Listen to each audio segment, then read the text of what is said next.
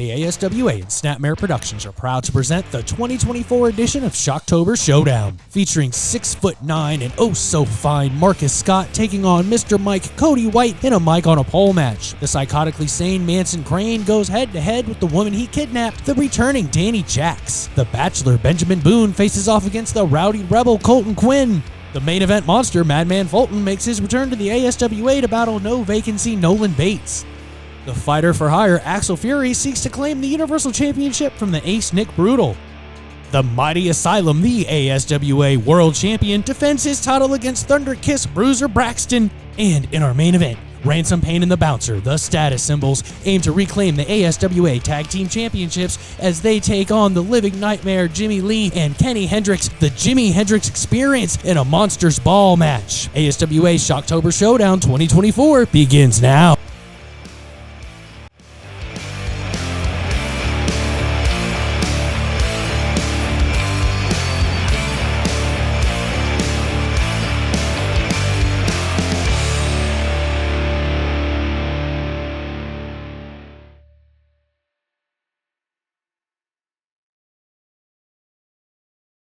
Ladies and gentlemen, once again, welcome to ASWA Shocktober Showdown 2024. Thank you for all of you in attendance for making Mansfield the home of live professional wrestling in Ohio. Once again, give yourselves a round of applause. All right, for those that were here last time, you know we had some unfinished business. So at this time, I would like to call out the Redneck Kid, Robbie Collins, and the ASWA, the Mask Commissioner.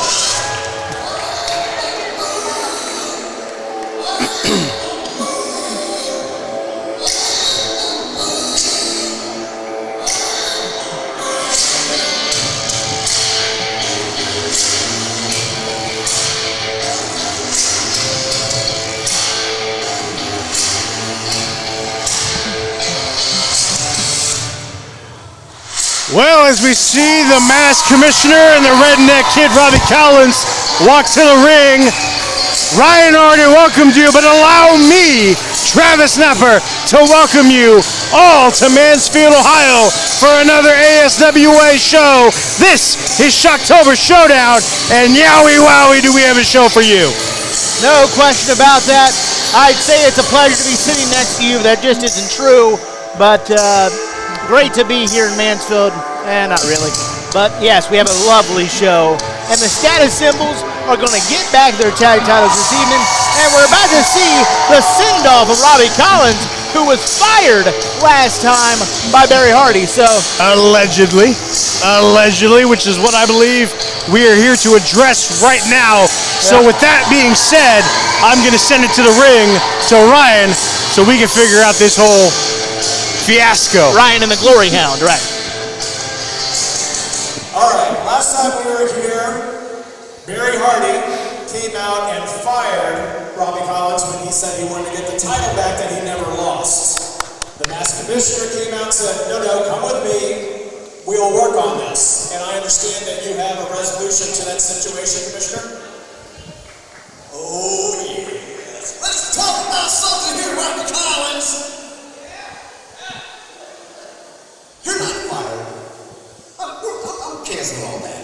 But you're not wrestling with me. But I have to make you. Who died made this guy commissioner?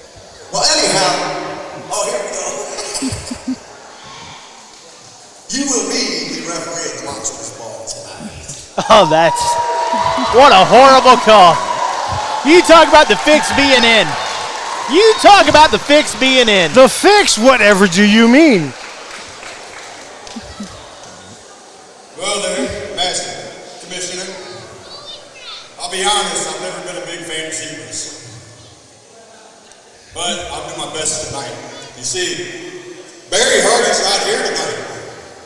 Hurricane has him held up in Florida. Now I wish him the best. I wish no ill fate towards him. I'm glad he's safe. Wasn't able to make the trip though, right? However, we're so screwed. that That means I'm calling the shots in the Monsters Ball match for the ASWA Tag Team titles. That is what it means. That means no foul play, no shenanigans, SANE symbols, Jimi Hendrix experience. I'm calling it right down the line. Yeah, I doubt that. Because you know why? I'm the law. There is not a chance in Hades that he's going to call it right down the line. You want to know why? You want to know why I believe that? Because who currently manages the Jimi Hendrix experience? Would you tell me that? Well, I don't know if he's technically their manager. But he's associated a lot with them. Fair? Kid Collins is the one you're looking for. Yes. Yeah. I will have to say, It's great. I will say something to your point though. He did say no shenanigans and no foul play. It's a Monsters Ball match. I think that's kind of the point. This but nonetheless, is a joke. Joke. First of all, We want Barry. you haven't been sanctioned in anything that I've seen yet. There's nothing in writing. Come in, and I think you dropped something when you was walking around out here. You was looking all over the place like you was lost. I agree. That ugly's gonna keep his face covered. You shut up, you anorexic Santa Claus. And you know you're right, Barry Hardy is not here tonight due to the hurricane that I know that you had something to do with. I know you did. I don't think that's how weather works. But There was not supposed to be a hurricane, but all of a sudden, you know what, Barry Hardy here? What happens? You cause a hurricane. It makes sense to me. 2 in 2 weeks, something's a foul. Makes sense to me. Out here looking at this, now I'm going to see a little bit of wrestling happen. But at first, I want everybody out here to start with a chant for the status symbol right here. Oompa loompa. You can go with your oompa loompa. That's just rude. Mystery. Oh, it's okay to bully. It's okay to bully. We don't disrespect this man. And who are you? The one that comes out here with their face covered because they're so damn ugly they're gonna hide that face. Who are you calling names, huh? Yeah, does Barry Manilow know he raided your wardrobe? The way I see it, you two, you both in for a long night. Get ready. Yeah, we know. Absolutely ridiculous. Absolutely ridiculous. Sheriff's Deputy Robbie Collins, the law. well, I have to Shut agree. your old mouth. You just shut it up right there. That's right. You sit down there, you anorexic freaker. Oh my God. I have to agree with Robbie Collins on one thing, and I think you would agree too. The status symbols are in for a long night. If there's one thing that you and I can both agree on, it has to be that, because as we have both seen, a Monsters Ball match in the ASWA is no laughing matter, and they are in for quite a fight here tonight in our main event. Whether Robbie Collins is the law or not, that is 100% a fact. I have to agree with you, Mr. Napper. I don't like it, but I have to agree.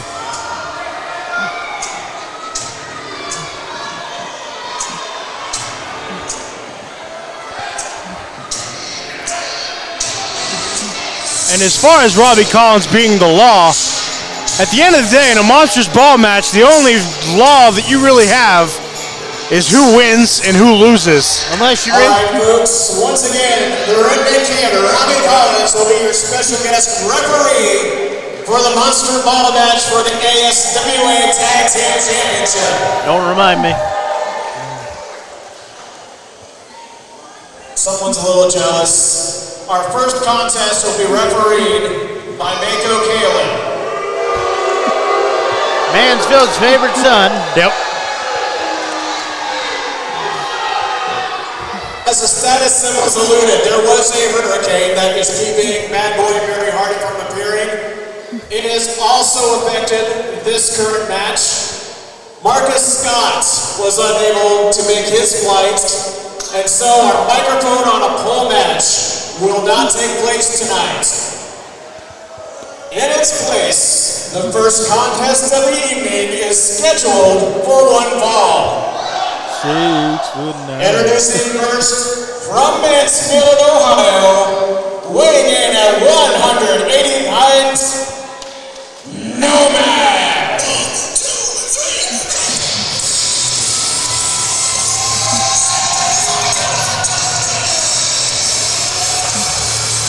I like this guy already. You shouldn't care what people think. Nomad, a newcomer here in the ASWA. A face we're not used to seeing, but unfortunately it comes at the little bit of disappointment as that microphone on a pole match unfortunately is not going to take place. Question is, will we ever get that match, I wonder? And his opponent from Orville, Ohio, by way of Marietta, Georgia, weighing in at 155 pounds, and accompanied to the ring by Jack DeLong, Mr. Mike Cody White. And just like that, my good mood is gone. Yeah, you did seem a little chipper, but unfortunately, Marcus Scott did not make it here tonight, but Mr. Mike Cody White did. I'm sure you have something to say about that. How long are we going to do this charade? That's what I have to say about that. And by charade, what do you mean? I mean the fact that no one on God's planet fears that bow tie. Nobody. Nobody. Do you fear the bow tie? I don't. I don't fear the bow tie. I'll bet these little booger pickers don't fear the bow tie. Some of them might. The only thing that Cody White seems to fear is decent wardrobe. And apparently Marcus Scott. Exactly. I mean, how long will Cody White duck the 6'9" oh so fine Marcus Scott? To the point that he had a flight delayed. I mean, frankly, Cody White might be a terrorist. Let's be honest. Well, we do hope that Marcus Scott is safe and is okay, and it was just a missed flight that he did miss. But we hope we see the 6'9" oh so fine Marcus Scott here in ASWA again real soon. But that's a good question. How long can Cody White duck Marcus Scott? Because it does seem as though every single time that match comes up, Cody White is able to find a way out of it. Cowardly Cody. That's what we should call him. Cowardly Cody. Well, I'm not going to do that to the man, but you can sure go ahead. But Cowardly Cody. When has that ever stopped you? Makes a lot of sense, doesn't it? I'm not going to comment. Marcus Scott, absent. Do you think that man misses many flights? Let's be honest. All right. Kind of likes that lifestyle. He's kind of tall. Maybe he, I don't know. Let's be honest. He likes the jet flying lifestyle, and you know he does. That's That's very true. Nomad though. That's trying right. to get this match off to a quick start. I'm going to live vicariously through Nomad, and hopefully he'll turn Cody into a Nomad, and we never have to see him again. Well, right now he's turning Cody White inside out. Would someone tell Jack DeLong that he's not technically a butler anymore? I think he's well aware of that. Why? Well, look at what he's wearing. Doesn't that look like he's ready to serve you? And I don't mean McDonald's. Maybe he likes the dress code. I don't know. Nomad with a big shoulder tackle sends Cody to the mat. I've been waiting on someone to run over Cody for a long time. Well, you got your wish. Frankly, one time I saw him out of the parking lot and I thought about hijacking a truck. That's just mean. That is very mean. Even for you, that is mean. Look at Nomad just working on the knee and the ligaments. You could easily strain one of those. Really twisting on that ankle. You could easily strain one of those, and then it would be all over for Cody White. He'd have to go back to ring announcing, which tough break for our good pal Ryan.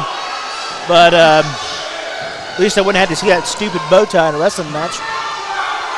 You probably would still have to see it at ringside, though. But it wouldn't be a wrestling match. So because it's in a wrestling match, that's when you have a problem? Yeah, does Cody White look like he belongs in a wrestling ring? No. I mean, I've seen plenty of people that probably you could say the same thing, and yet they make incredible careers out of it. So well, that's not Cody White. All right, it's time this Make-A-Wish fun had its end. All right, let's be honest. Cody, just be real about it. Yeah. Okay. I mean, frankly, he's getting beat by Nomad. Well, right now, Cody White's in control as he has a headlock on Nomad.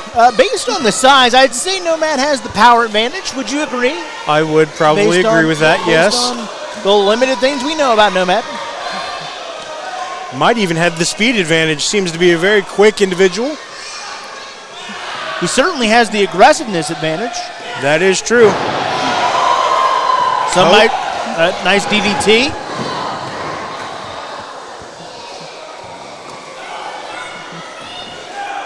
And Cody White just checking Nomad in the face because he's a good guy.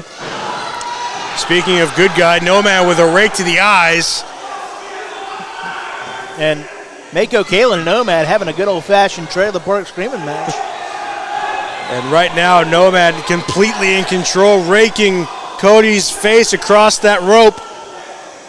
And doing these ASWA faithful a great, great service. Could you ever say one nice thing about Cody White? When he does something I actually think's nice, sure. Cody able to duck out of the way from a big splash from Nomad. I mean, I guess if I was really trying to push it, he's found an effective way to continue breathing. Now you can argue whether that's good or bad. Close enough, I guess. But he keeps finding a way to suck in that oxygen. Yes, I think we're all very happy that he's found a way to do that. You shouldn't speak for everybody. I think I will, at least in this case. Cody White raining down the shots on Nomad. Nomad, though, able to counter. Big clothesline. Wonderful clothesline from Nomad, who I think is making his ASWA debut, if I'm not mistaken. Singles debut, I do believe. I believe he did make his debut in the Charlie Fulton Battle Royal last time we were here in Mansfield. But I do believe that this is the first time we have seen Nomad in singles competition. Pardon me, all those competitors in the Charlie Fulton Memorial Battle Royal. It got a little confusing, yes. On top of that heat, I mean, Lord. Cody White trying to will his way out of this hold from Nomad. Nomad really cranking on that arm, trying to get maybe a submission move. And look at Cody White, got the shoulders down, but Nomad able to hold that grip. He could knock a shoulder out of socket, maybe even displace a rib. Definitely seems like he's trying to pull that arm completely out of socket and has no care in the world for what the people in Mansfield here think about it. Makes him a good man as far as I'm concerned. Cody White just trying to find some sort of momentum. Oh, he's able to break it. And Cody White back into a headlock.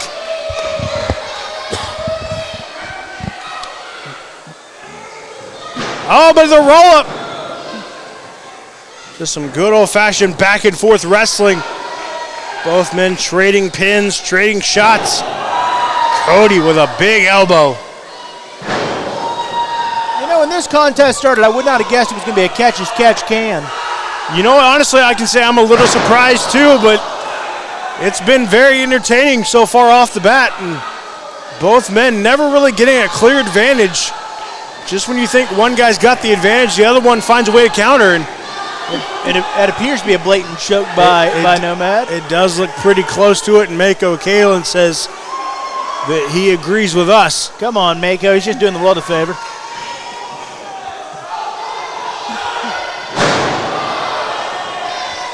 Big maneuver from the Nomad.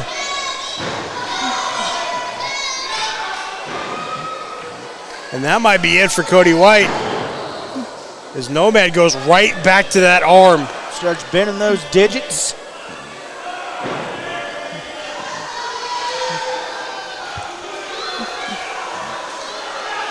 Cody White in noticeable agony, trying to reach just for some help from Jack DeLong, but Jack DeLong can't get to him. And he shouldn't be able to. Why would he be involved in this contest? That would be wrong. Well, Nomad seems to agree with you as he goes out to confront Jack DeLong. Come on, Nomad, hit him hard. Oh, and Cody White off the apron, raining down shots, and he caught Nomad looking. I'm starting to wonder if the Butler didn't have Nomad suckered in. He absolutely did. You're right about that.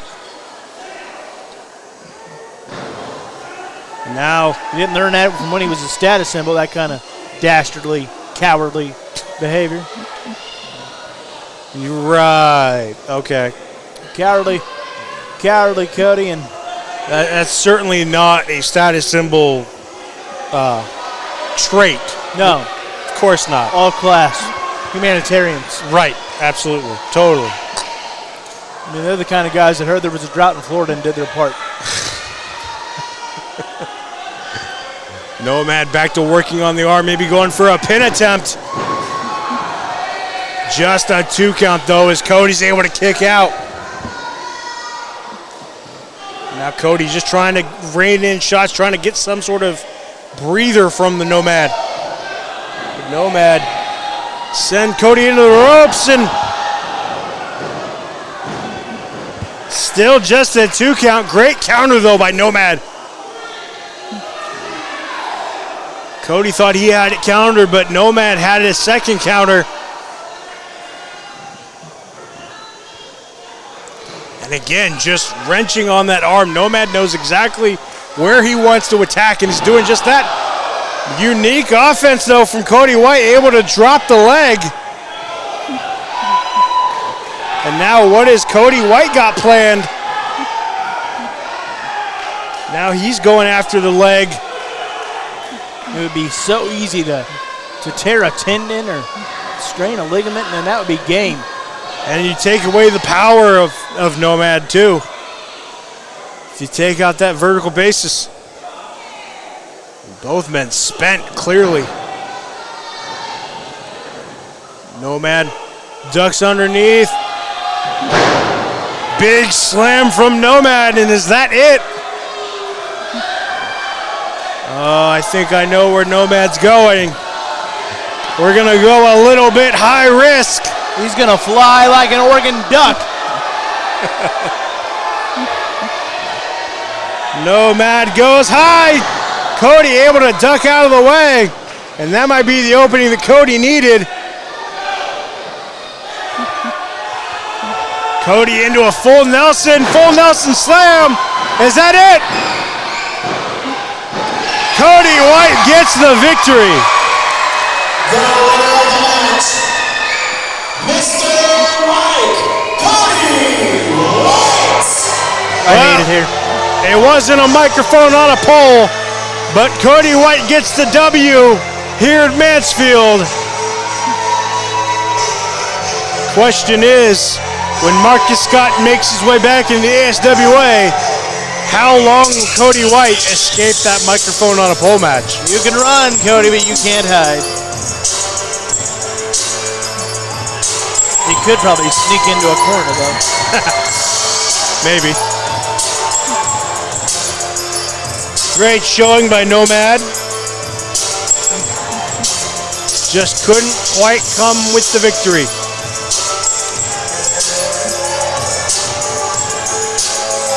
That might be a theme in the Buckeye State this evening.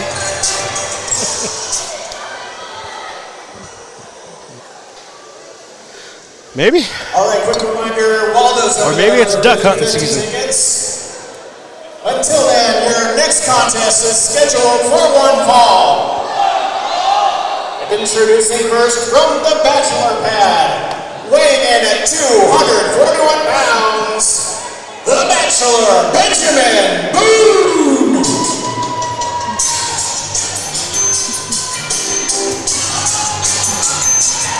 Well, we don't have 6'9" and oh so fine, but straight from the Bachelor pad, we got the Bachelor, Benjamin Boone.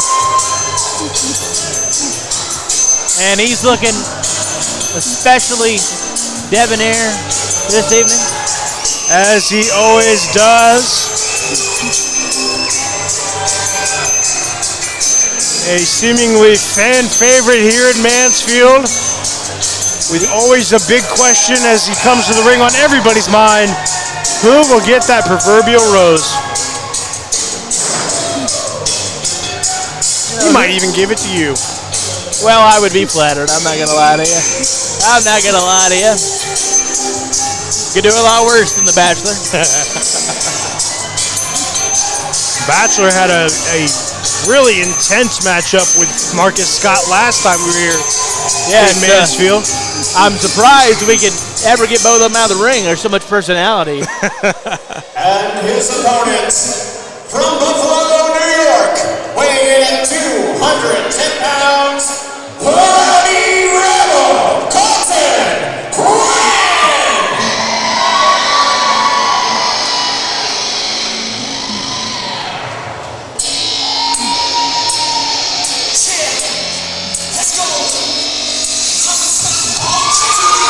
Well, we go from personality to spare to intensity to spare. The Rowdy Rebel, Colton Quinn. And this one should definitely be one to watch. Colton Quinn is never short of a highlight reel. Some would say he is the entire highlight reel, and he's about to show it here tonight against the Bachelor. Yes, ASWA's Energizer Bunny is one Colton Quinn.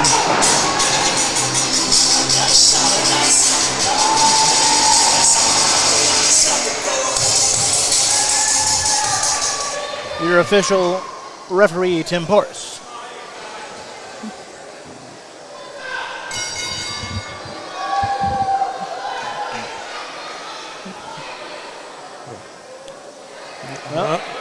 Bachelor didn't forget.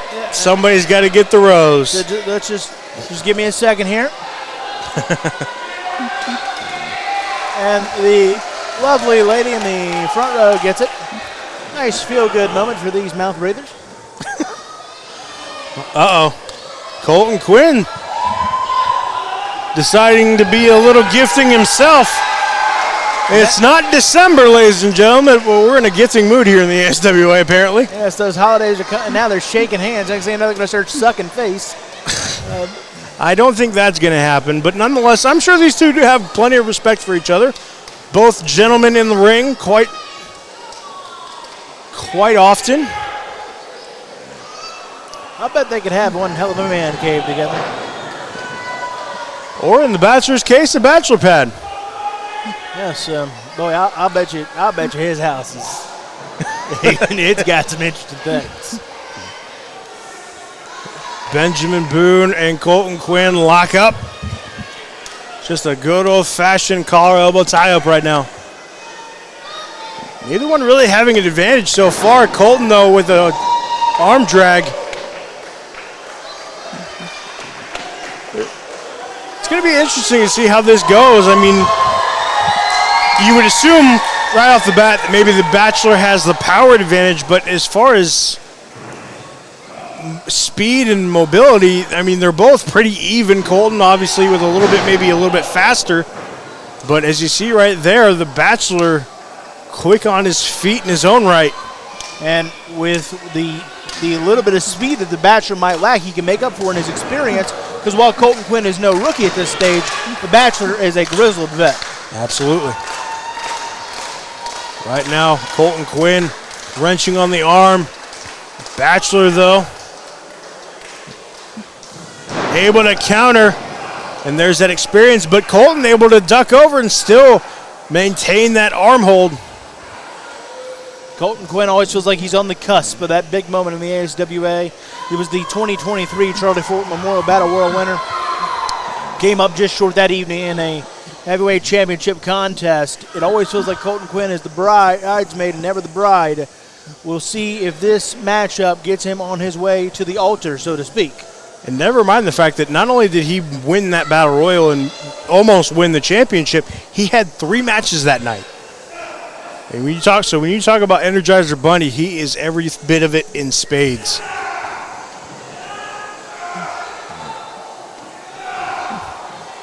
But again, just plain and simple, just a quick, or not, I shouldn't even say quick, just a slow, methodical pacing of this match so far. A little test of strength, as it turns out. And there's that strength I was talking about, the Bachelor just having a slight edge over Colton Quinn and showcasing it right there. Colton, though, never one to back down and never one to not show heart, able to turn the tables. Yeah, Colton Quinn is a lot like our cameraman and producer, Jason McCarthy. Needs to switch to decaf. That is true. Very, very true. You know that's not going to happen, though. Nope. And I don't think the same can be said for Colton Quinn, who goes into a headlock. Bouncer able to push him off, but Colton with a big shoulder tackle. Tried to go for a quick pin, but the Bachelor wasn't having any of it. And you can tell they're still the filling out process, really. Which is very interesting. Again, for a Colton Quinn match, it seems like a very interesting strategy early on, because usually Colton Quinn is all go and no slowdown. Yeah, I got to think this pace favors the Bachelor. I would have to agree. I feel like that if Colton Quinn wants to gain the advantage, he's got to use some of that quickness advantage. Well, he's not going to get any there. Bachelor turning it into a headlock. And like you said, this is where Bachelor probably favors. But the Colton, though, with a quick roll-up. Bachelor able to hang on, though. But this favors the Bachelor. The slow, methodical, just working down the body of Colton Quinn. Because for all the big persona and the big bravado of the Bachelor, he's a student of this game. He does his homework, and I think this slow pace is intentional on his part, and I think Colton Quinn is making a mistake by allowing it. Big shoulder tackle, only a 2 count, though, by our referee, Tim Porras. You know, let's not forget that the Bachelor's trained with guys like Johnny Gargano, WWE star, and so he's been there, done that, and kind of got the T-shirt, so to speak. And so I think this pace is on purpose for the Bachelor, and I think Colton Quinn has got to quicken it if he wants to get the advantage. Well, there might be the opening he needs. Colton Quinn with a big arm drag. But again, kind of just taking his time. He's working on the arm, but you know, if you're Colton Quinn, you got to try to speed this up a little bit. Feels like he's letting, every time he gets a moment or some momentum, he lets the Bachelor kind of get his bearings. Where he needs to be, in my estimation, a rabid dog, an attack dog on this thing, and have some ruthless aggression. The Bachelor tried to counter that arm drag, but Colton able to maintain that hold. You can tell just by the crowd reaction, like they're just waiting to see who's going to get that upper hand early on, and maybe it's going to be Colton Quinn. Ducks out of the way. Oh, but Bachelor with a big power slam.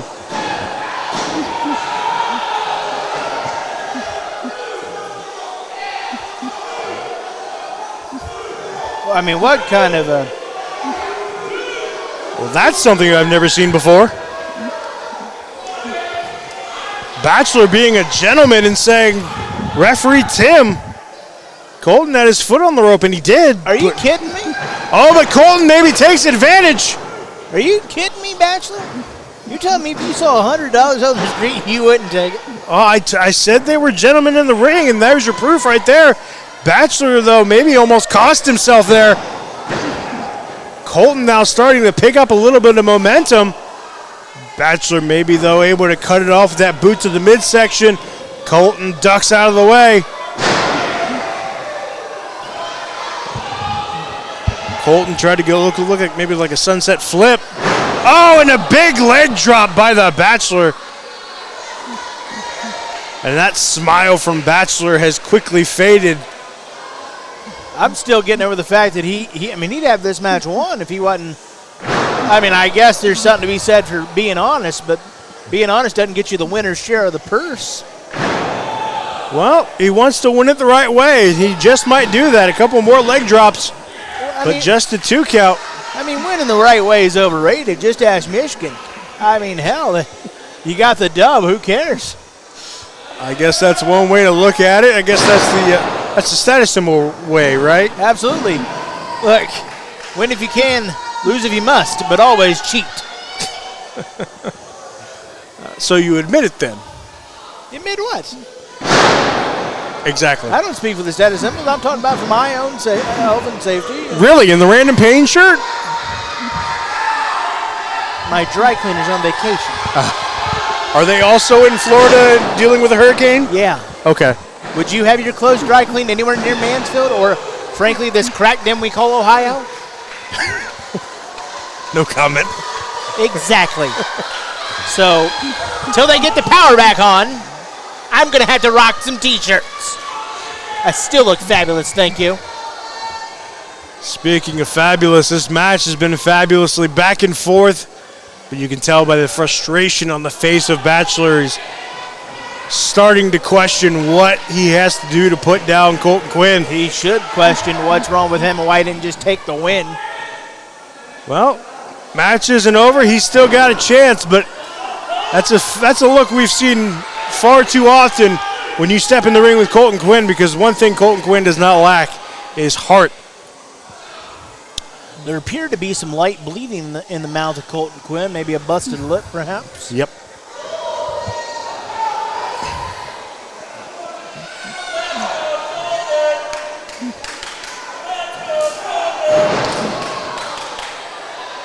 Bachelor with a big knee to the midsection sends Colton Quinn back down to the mat.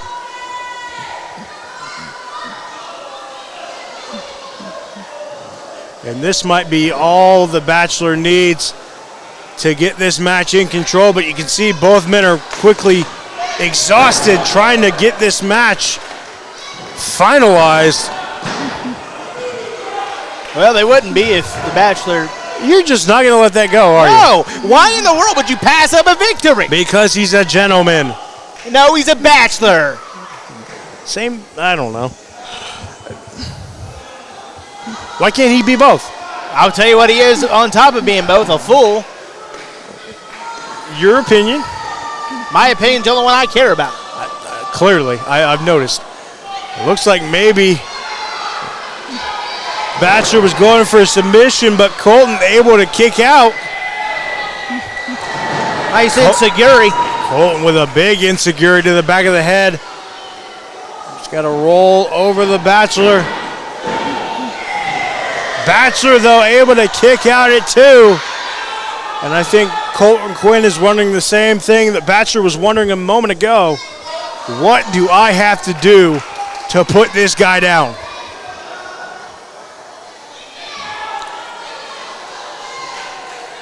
You can see Colton Quinn. Go ahead. Stalking the Bachelor.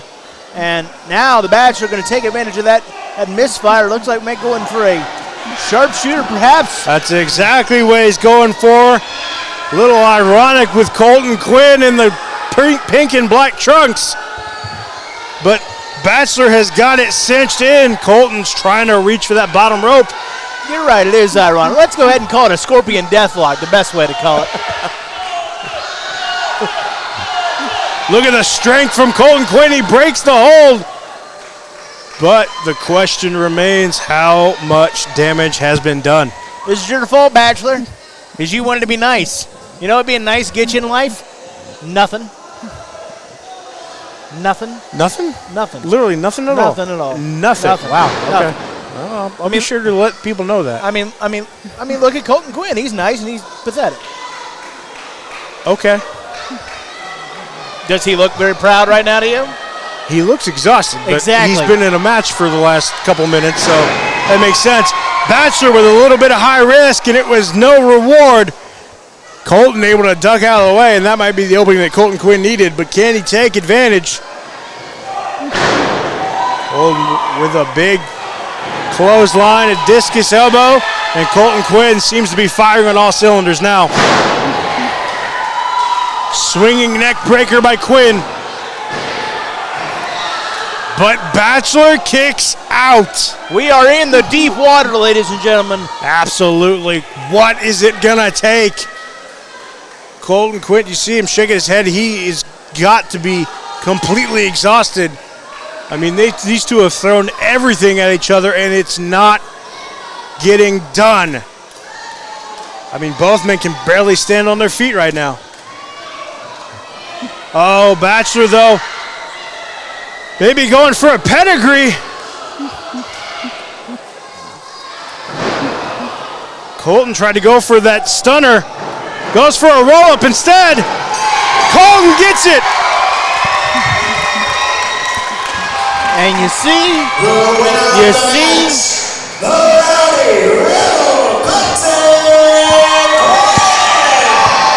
Well, I believe that the Bachelor was going for a bed of roses, but Colton Quinn was able to counter. He didn't get the stunner, but he did get the roll-up, and I know exactly what you're going to say, so go ahead and say it. I'm going to. Hey, Bachelor, where did that get you? To be nice. Now, you have a loss on your record, you have less money in your pocket, and you have shame in your heart. I don't know if he has shame. That was an incredible match from two competitors. And you can see right there the respect factor. Very clear. Bachelor didn't get the job done, but at the end of the day, I think both men can be proud of that match. I get it. One won, one lost. But that was a heck of a match that all these people in Mansfield, I'm sure, enjoyed.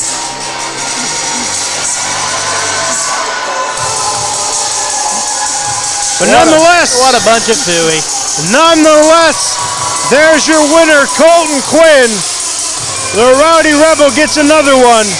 And just like you said, could we see Colton Quinn make his way back to the potential of capturing ASWA gold here in the near future?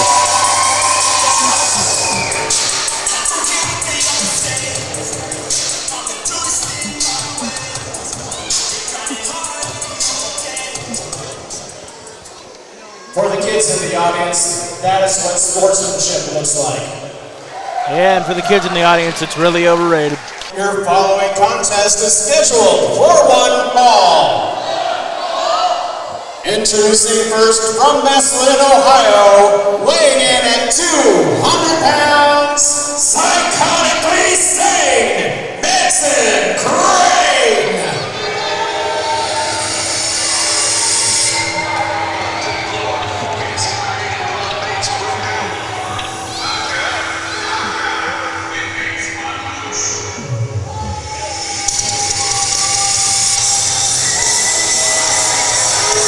Well, ladies and gentlemen, this is the part of the show that I believe is sponsored by any local medical facility and or mental institution, because these two walked right out of one. No vacancy, NOLAN. One word, two syllables, a whack job. Whack job. That's the nice way to put it. This one should be very interesting, ladies and gentlemen, because this is a revenge match. And I never thought I'd say this, but it gets crazier. Because is that possible? You know, I started to question that, and then I realized what this match entails and what this match was set up by. Yes, it does. Because this thing is about to get so nutty, it's like a squirrel has diarrhea. And his opponent, from parts unknown, she is the Dark Angel, DANI JACX. Creepy. I tried to tell you.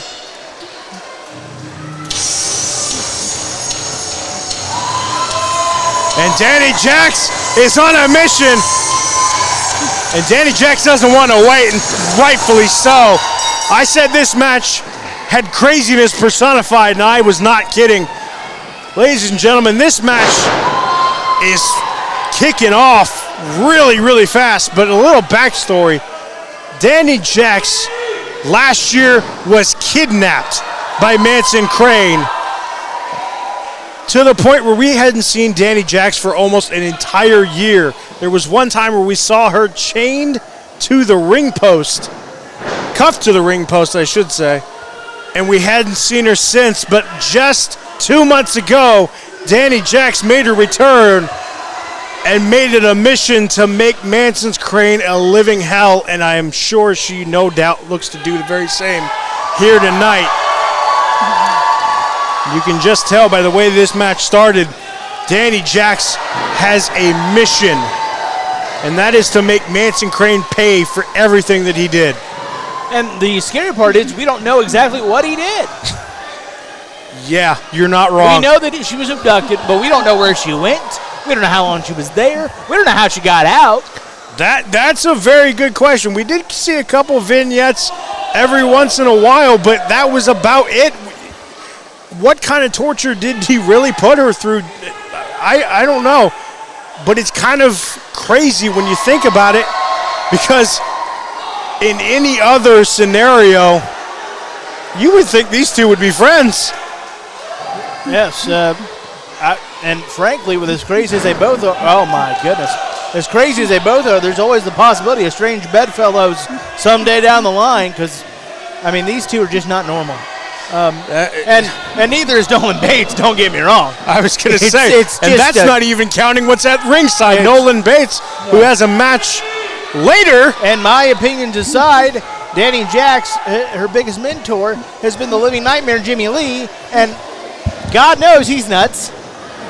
So what you're saying is we're all just a little bit crazy here in the ASWA. Yes, everybody's going to float down here.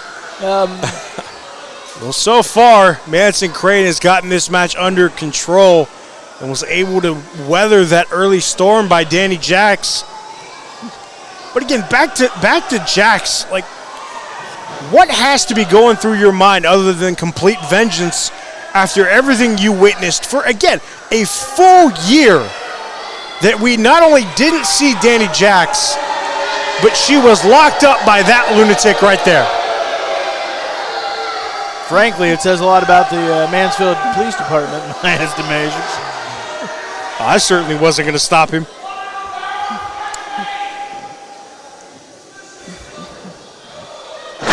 Crane with a big suplex off the top rope. Nice springboard there.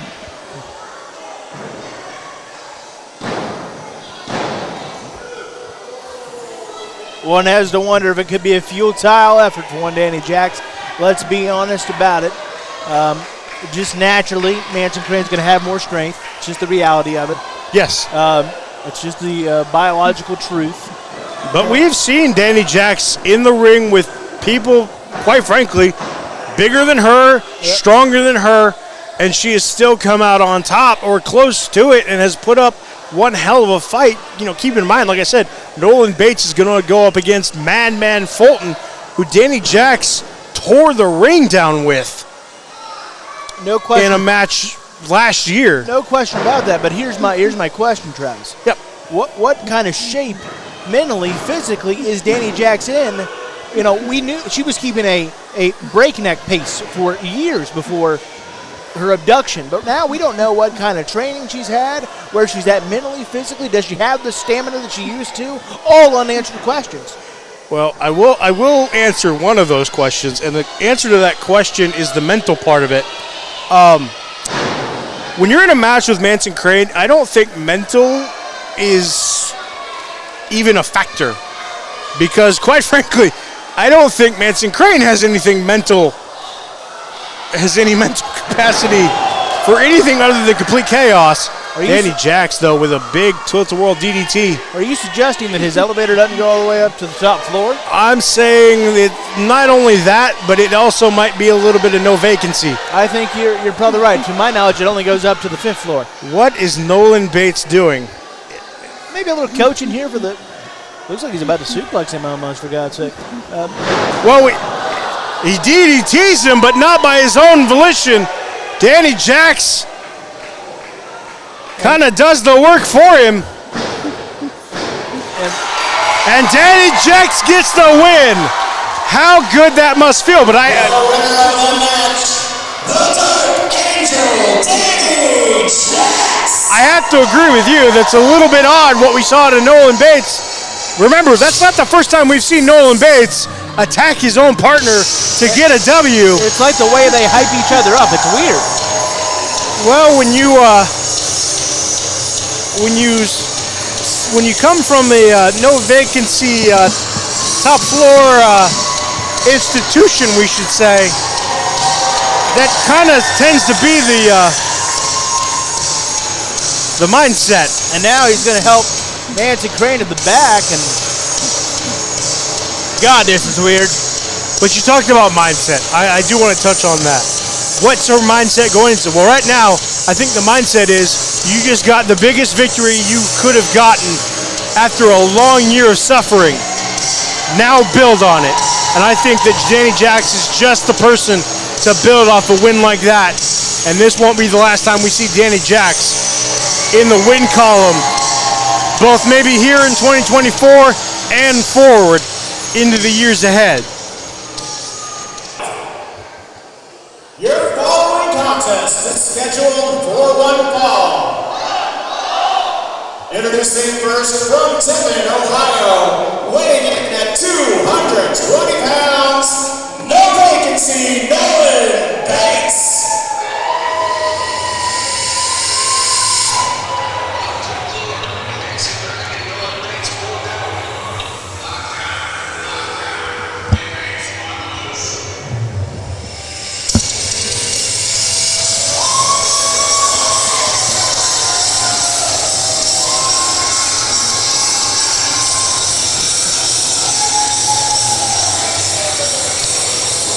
Just kind of gives you chills, doesn't he?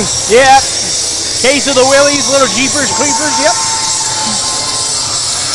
I'm still trying to comprehend what we just almost saw. Nolan Bates almost DDT'd or suplexed his partner. He ended up DDTing him, but I don't think he was fully planning to do that. God help you, Ryan. And his opponents from Bowling Green, Ohio, weighing in at 285 pounds, the main event monster, FULTON!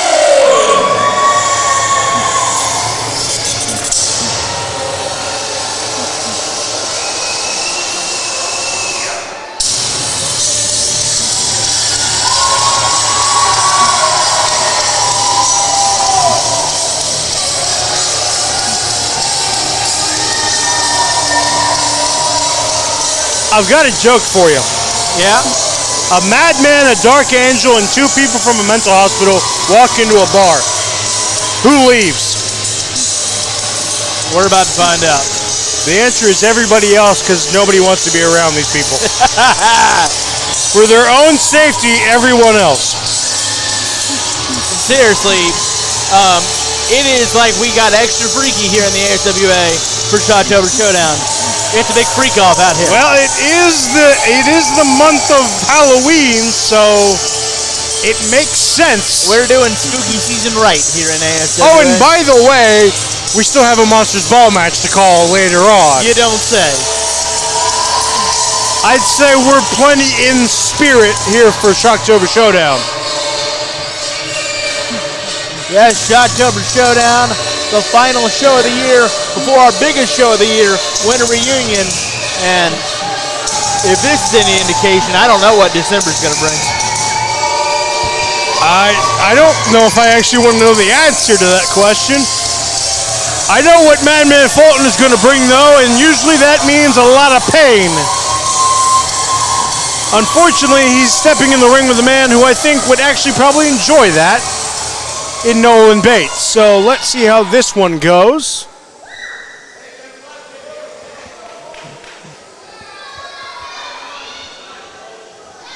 Boy, you talk about, I mean, a couple of freaks right here. I think Nolan Bates is the only person that's ever stepped in the ring with Madman Fulton and is actually smiling. Just a guess. He's excited about what he's about to have to deal with. I love when he does that with the hair. Yeah. Makes me dizzy. I know, I had to start looking away. Crowd favorite here in Mansfield is Madman Fulton. Oh, in many ways, Madman Fulton is the ASWA prodigal son. We're not wrong about that.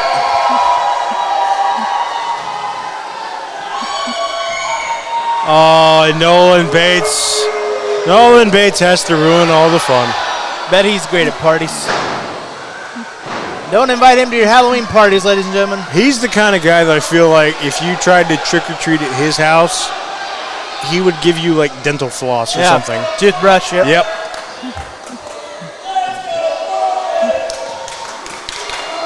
Or be used dental floss. Yeah. Oh, yeah, definitely.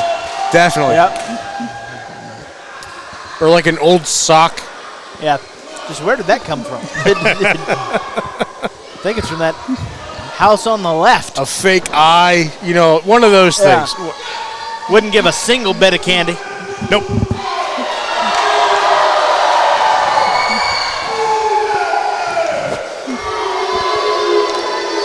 You heard him. Madman Fulton telling Mansfield to boo that man. And they are obliging in full. Well, while I don't like groupthink, I don't think I would disagree with Madman Fulton either. So you know what? If he wants to boo him, boo. I don't think I want to disagree with either man in this match. Whatever they say goes. I'm just going to be over here. Yeah. Yep. Just a lowly commentator. Nice. Nolan with a big takedown.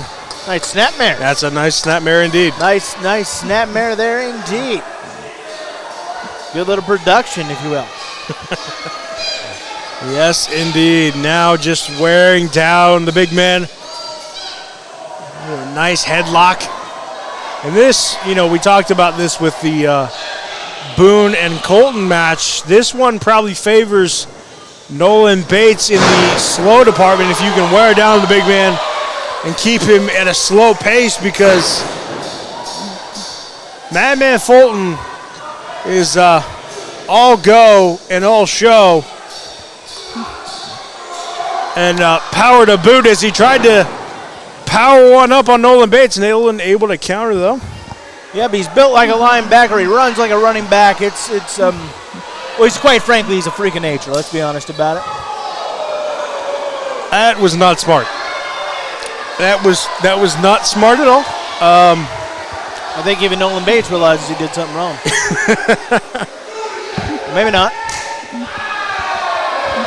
Madman said, "Do it again, Nolan Bates." I don't think that was supposed to.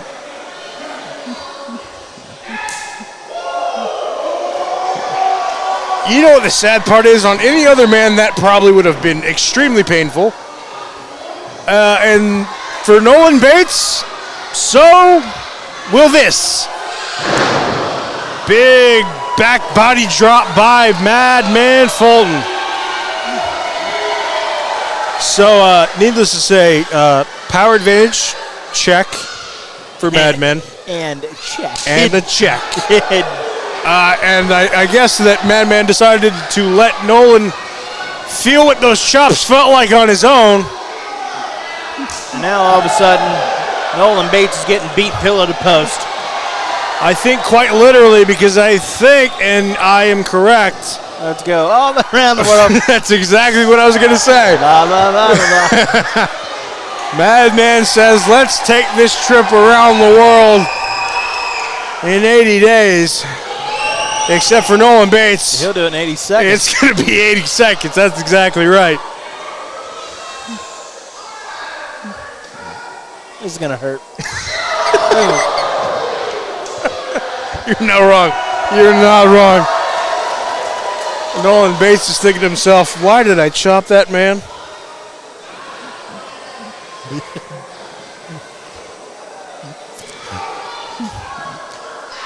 Going for a standing vertical suplexes, Madman Fulton.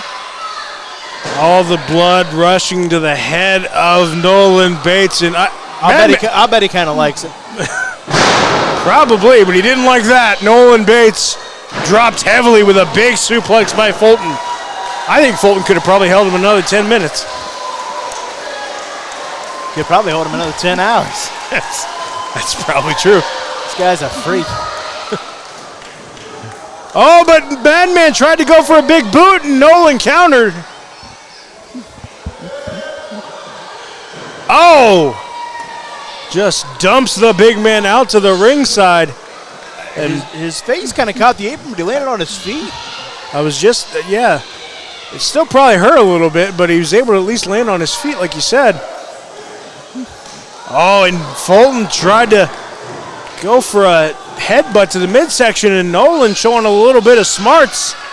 Able to duck out of the way, showing off that experience. He and his pal, Manson Crane, they're crazy. They're not stupid. That is very, very true. And right now, Nolan Bates has MADMANN Fulton exactly where he wants him. There's that vicious smile again. Boy, that'll just, like I said, it'll just give you the willies. I don't know if I like when Nolan Bates smiles. It makes me a little scared. And now Nolan Bates just delivering punch after punch, shot after shot. And this is good work from Bates, just trying to keep MADMANN down to the mat. And he's got to keep attacking him if he wants to win this match. Main Event Monster might be reeling. That might be a stretch at this point, but certainly the momentum has flipped. Big Irish whip right into the corner. And you can see the wear and tear starting to show on the face of MADMANN Fulton. Nolan Bates has the monster right where he wants him.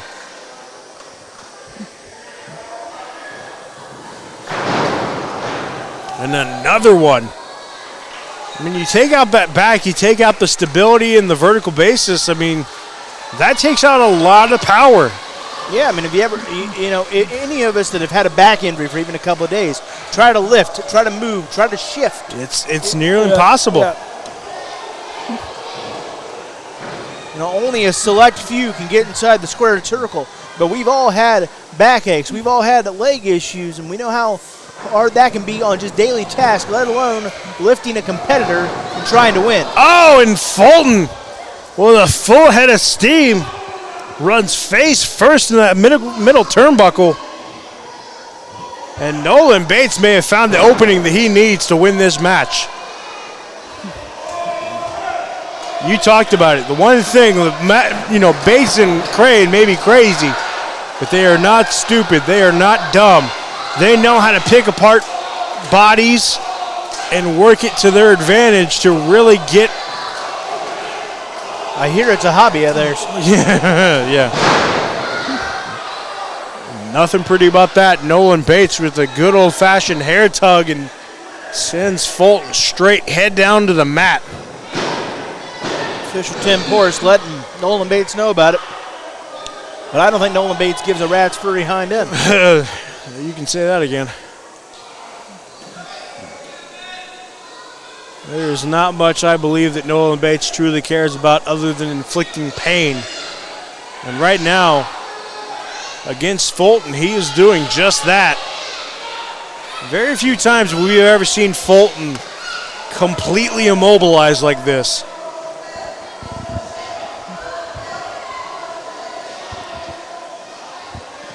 It looks like maybe Fulton is fading a little bit. Referee Tim checking on Fulton, but Fulton still able to get a little bit of energy. Mansfield faithful trying to will on the main event monster. Fulton just trying to get back up to his feet. He does. A knee to the face. And Fulton can barely stand, but he's able to rein in shot, try to go for a big boot. Bates gives a boot to the midsection on his own right. And all of a sudden, you know, I said earlier that he might be reeling. He is definitely reeling now, is MADMANN Fulton. Man, he can barely stand up right now. You're absolutely right. And like I said, Nolan Bates may have Fulton right exactly where he needs him, which is something we have not said about a match with Fulton in it very often. But when you pick apart the body like Bates has been doing, it's kind of, even for a monster like Fulton, it's hard to come back from. Yeah, it's been an absolute dissection by Nolan Bates. But again, Fulton trying to get up to his feet, but he can hardly stand. He's trying to will himself back up, able to get to his feet. Oh, and Bates holds on by the hair. And he pays for it with a back body drop by Fulton. I think my face made the same expression that Tim Porras just did. Can't believe what just happened. It looked like Bates was going to counter, but Fulton able to turn it into a counter on his own. And now Fulton may have found the opening, but can he get up? Does he have anything left in the tank? This is where both men have got to dig deep. Fulton able to trap both legs. And a meeting of the minds, using his head as a battering ram. Who needs smarts when you've got a battering ram for a head? And now Fulton letting that anger fuel him.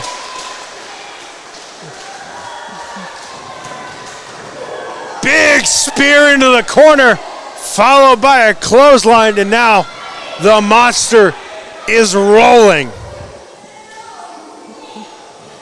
And the monster might have got hung up there a little bit with the boot. Yeah, but he finally connects with that big boot he's been trying to connect with all match.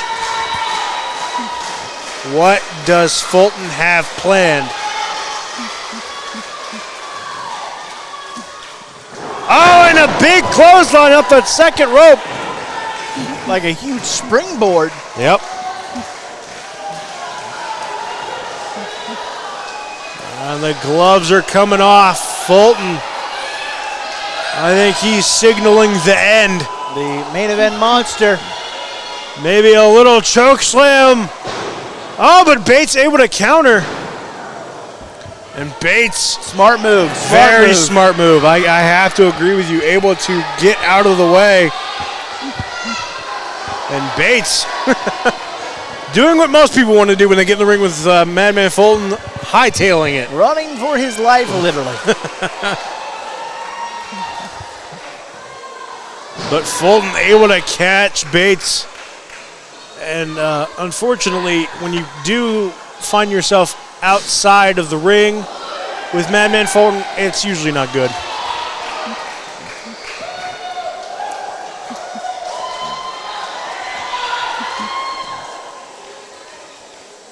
Oh, and Fulton with a big slap across the face. Slap indeed. Oh.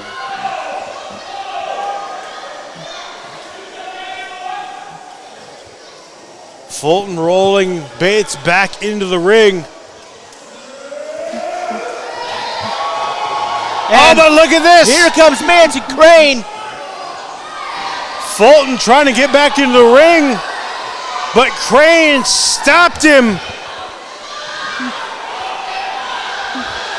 And referee Tim has no idea what's going on. He had his back turned. Come on. And now referee Tim sees him.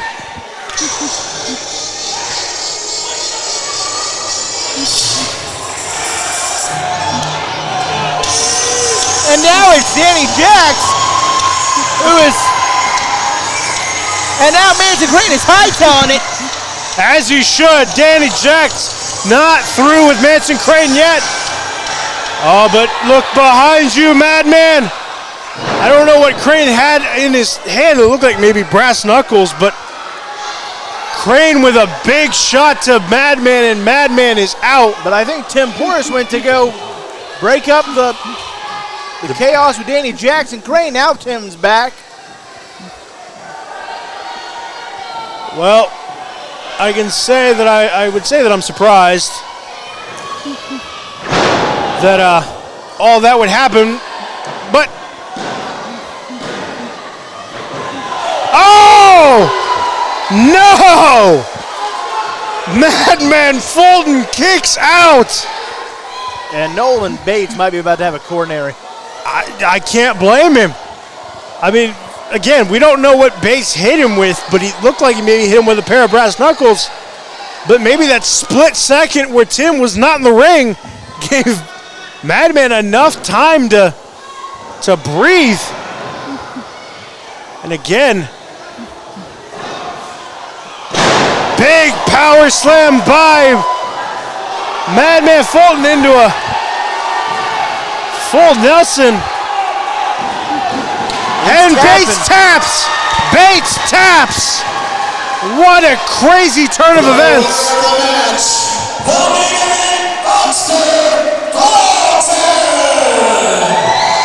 What a crazy turn of events! We had an interruption by Manson Crane, who we thought was gonna cost Madman the win, but referee Tim saw it, and then Dane Jack chased Crane out of the building. I'm still in shock. I thought Bates had Madman Fulton dead to rights, but Fulton able to get just enough of a breather, and Fulton is your winner. Wow. We're only 4 matches in. Still 3 more to go. Yeah, it's going to be chaos, that's for sure. I'd expect nothing less from Shocktober Showdown. But, wow. Chaos galore. And it's only going to get crazier. Keep in mind, ladies and gentlemen, we still have a Monsters Ball match left to go. And who knows how that's going to go. We have a lumberjack match. But for now, I believe we are going to take a quick break, and when we come back, all of that and more will come right at you here at Shocktober Showdown. We'll be right back right after this.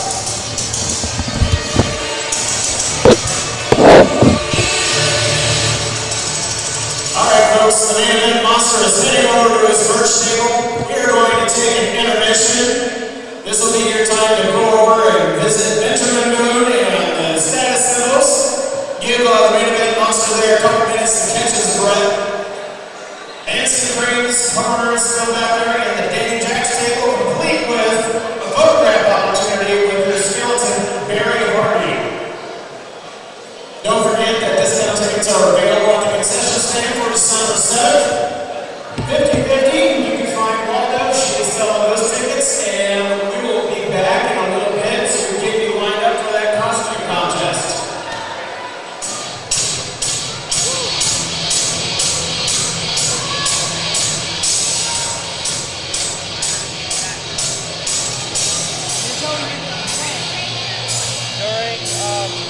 Like 5 minutes ago. So it wasn't like a little.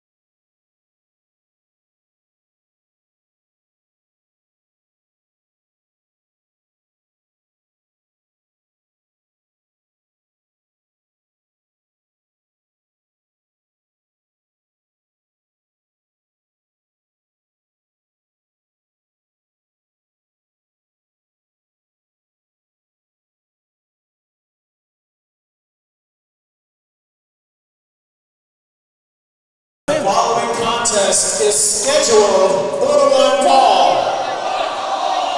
It is a lumberjack match for the ASWA Universal title.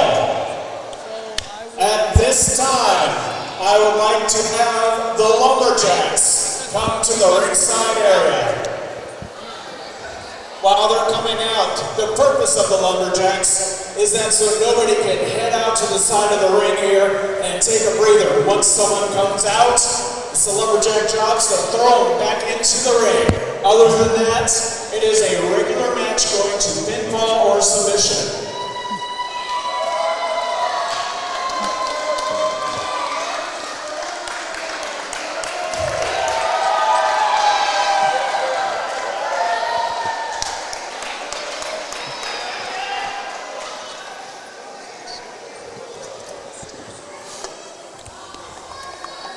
Won't you tell me something, Mr. Lumberjack?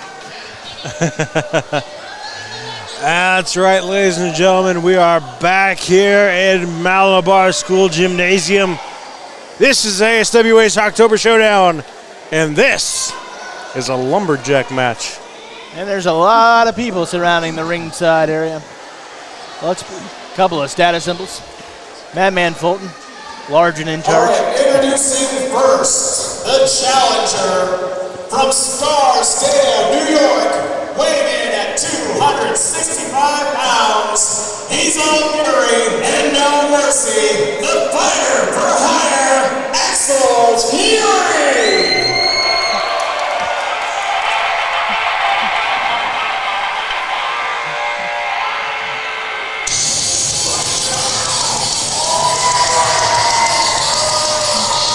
The fighter for hire, set to make his way down to the ring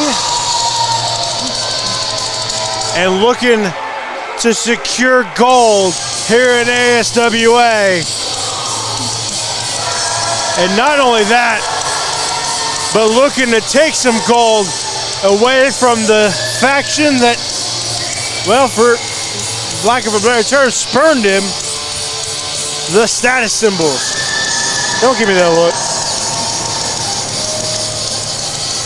He was in the status symbols. Now he's not. Spurned. Why are you doing that thing with your lip? And his opponent from Chicago, Illinois, weighing in at 240 pounds, he is the ASWA Universal Champion, the Ace.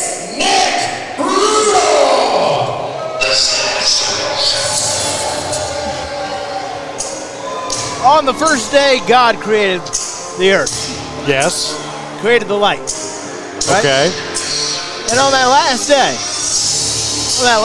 if there was an 8th day, God created the greatest faction known to man, and that is the status symbols.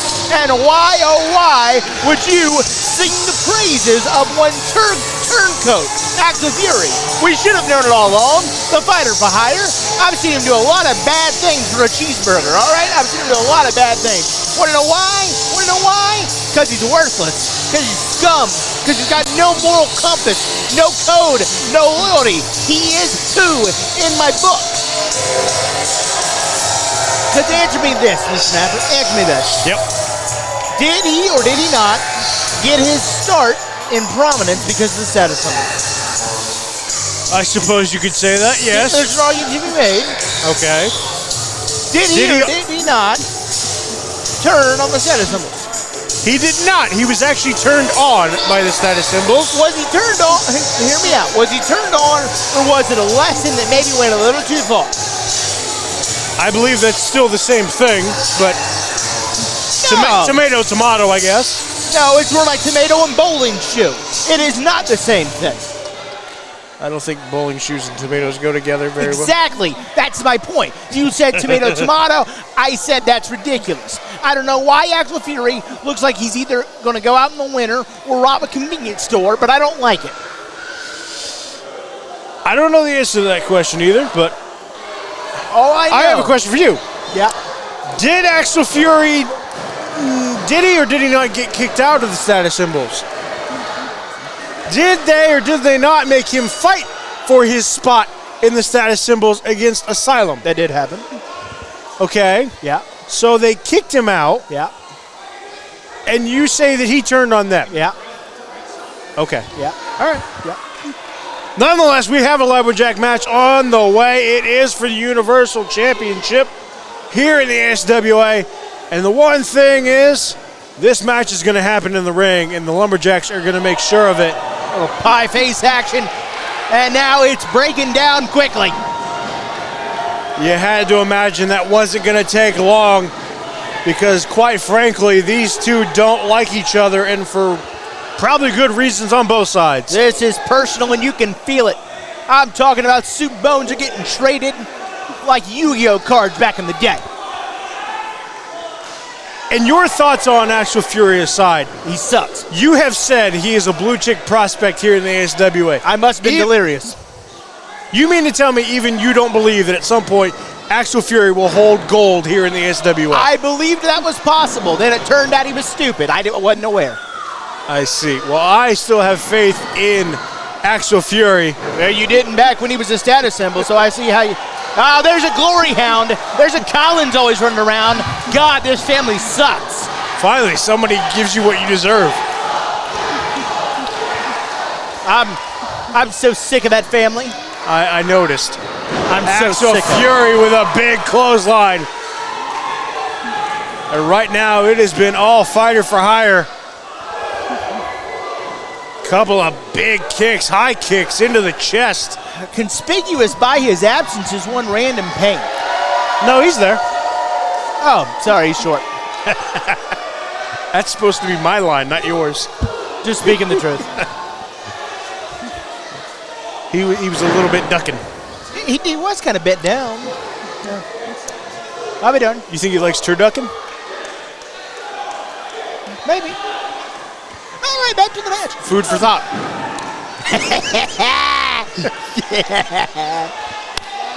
I'll be here all night. Axel Fury getting the advantage early here against the champion. Again, Axel Fury, I'm sure, would love nothing more, not only to win his first championship here in the ASWA, but to do so by taking it off of one of the status symbols. Would make me puke. But I also have to wonder what the mindset of Nick Brutal is right now after what we saw 2 months ago. Keep in mind, as we see Axel Fury throwing out conveniently out to that's right. the status symbol side of the ring. That's right. Let's rough him up. And look at ready to pay it in there. Trading haymakers. It is breaking down. Well, I should mention that typically it is not the job of the Lumberjacks to enforce their will on the competitors. Nonetheless, it does seem to tend to happen. And now Colton, Quinn, and Asylum are having it out. It looks like a trailer park on a Saturday night out here. And quite frankly, if you're on the status symbol side, you cannot be that happy because there's not very many people around the ring that like you. Well, that is fair, but it hasn't stopped them from having a lot of success in the ASWA over the last couple years. I didn't say it did. I'm just saying that's not exactly the happiest side of the ring. Look, let's be honest. If Nick Brutal gets tossed out to the side of Colton Quinn and company, the same thing's going to happen. If Axel Fury gets tossed out to the status symbols, he's going to get roughed up. And you can say that's not deserved. You can say it is deserved. You just can't expect anything less at this point. And again, typically not supposed to happen. The main job as the Lumberjacks is to, as you actually just pointed out. Yeah. Yeah. They're not that much better, I promise. It just depends on who you like out of the scenario. Yeah, this is a Lumberjack, ladies and gentlemen. I think the Lumberjacks more are not happy with each other than they are the people in the ring. Cody White looks like he's going to fall down out there. And it's breaking down. Well, I mean, keep in mind, there's a lot of bodies out there and a lot of big bodies out there. I mean, you have the likes of MADMANN, Asylum. Oh, what was that? I didn't see anything. Of course you didn't. I didn't. Nick Brutal goes low on Axel Fury, but of course, with all the commotion going on outside of the ring, Mako Kalen didn't see it. Time to learn a lesson there, Axel. This is all your fault because you had to blow it up. Axel able to kick out, though. Because what this is about, Travis, is the fact, in my opinion, that Axel Fury's pride and his ego got in the way. He had a good thing going. If he'd have just done his job, known his place, he'd be fine right now. But instead, he got too big for his britches, and now it's time to come on down a size there, Junior. You say that, but I kind of trailed off from my thought, but I'll bring it back. Think about what happened 2 months ago. Nick Brutal versus Asylum, and Nick Brutal is forced to lay down for Asylum. Keep in mind, Nick Brutal was close to winning that match and very close to being a two champ, a double champ here in the ASWA, and he didn't seem too pleased about it. Well, I'm sure. Can you honestly say that Nick Brutal is right now pleased with his standing in the status symbols? Perhaps not, but he did what his leader asked him to do. Axel Fury with a crossface here on Nick Brutal. Oh, and look at this. And I can't say that I'm surprised. Nor should you be, my man. Well, chaos has ensued. The Lumberjacks, Axel Fury still has that crossface suckered in. Looks like the Charlie Fulton Memorial Battle Royal instead of a Lumberjack match. It's starting to look that way. Well, Mego Kalen has rung the bell. I assume that this match is going to get thrown out because this is absolute all chaos. Oh, don't hold up that championship like you earned it. Referee Mego Kalen's decision is that the match got out of hand, thus making this a no contest. Well, that is not going to bode well for Axel Fury. Your ASWA Universal Champion is still the Ace, Nick. No! Nick, if you have any balls to your name, you will restart this match and fight it on your man. Come on, Nick, no balls! Nick, no balls! Come on, Nick, no balls! What do you have to say? Well, I have to agree with Axel Fury. I want to see this match continue, but First of all, you choosing Showdown one time. Fury, let's get one thing straight. I don't take balls from you or anybody here at ASWA. I do what I want. Now, as far as I'm concerned, you had one, but two chances to take this, and you failed. You failed. Still champion. As far as I'm concerned, you're asking to go to the back of the line because you and I are not. So,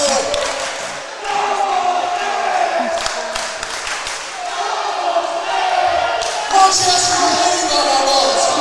This is classless. So I'll tell you what, asshole.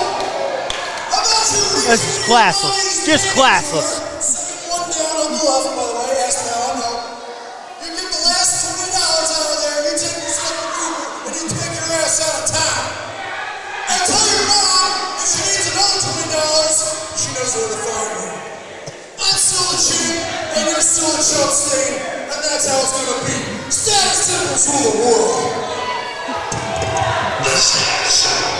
How's that taste, Axel? Bitter? Hard to get down? well, opinions aside, I do believe that Axel Fury has every right to a rematch. Can you say something with me? What? And still, and still, and still, and still, and still, and still, and still, and still, and still, the ASWA Universal Heavyweight Champion. Yeah, I heard you. But you didn't say it with me. I didn't. I wonder why. You know, I was still focused on what was going on in the ring. Oh, that's just a loser named Axel Fury. No big deal. Well, Mansfield seems to believe in him, and I think they are well within their rights to do so. Axel Fury completely cheated out of another opportunity at the Universal Championship. I think this is not the last we will see of Axel Fury against Nick Brutal for that championship, but again, I'm not the powers that be, so we'll see what happens. But if you ask me, he deserves one more opportunity. All right, ASWA bylaws prevent me from commenting on what just happened. I will say, where did she go? There she is. Miss, where's Waldo? Last call for 50-50. We will be drawing the winner after this match, which is scheduled for one call. And it is for the ASWA Heavyweight Championship. Introducing first, from Hollywood, California, weighing in at 275 pounds, Thunderkiss, BRAXTON! Sorry, BRUISER, BRAXTON!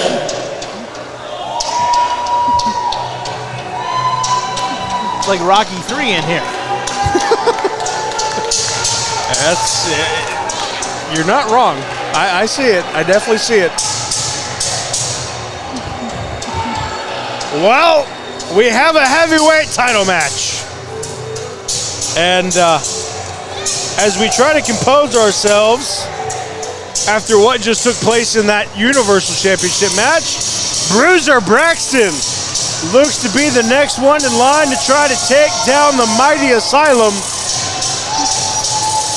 And I'd say this, he definitely has the swagger needed to get the job done, but he's got the look, let me tell you. Let me tell you something, brother. Yep. Thunderkiss. I like it.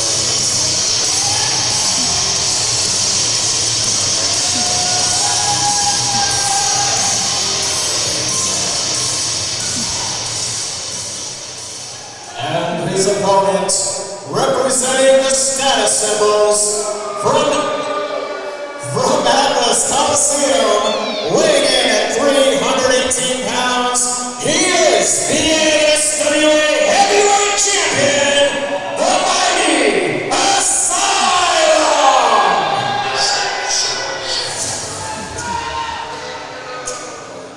Thunderkiss has got the hair. I tell you, You're distracted by the Thunderkiss, aren't you? A little bit. a little bit. A little bit. That's all right. Let me focus here. Yes, please. Because here indulge comes us. the greatest faction on God's planet Earth. And these Mansfield mouth breathers don't have enough sense to understand just how great they are. Of course, they also don't have a dentist in this town. Of course, they also don't have clean water in this town. Of course, they also don't bathe in this town. So why am I surprised?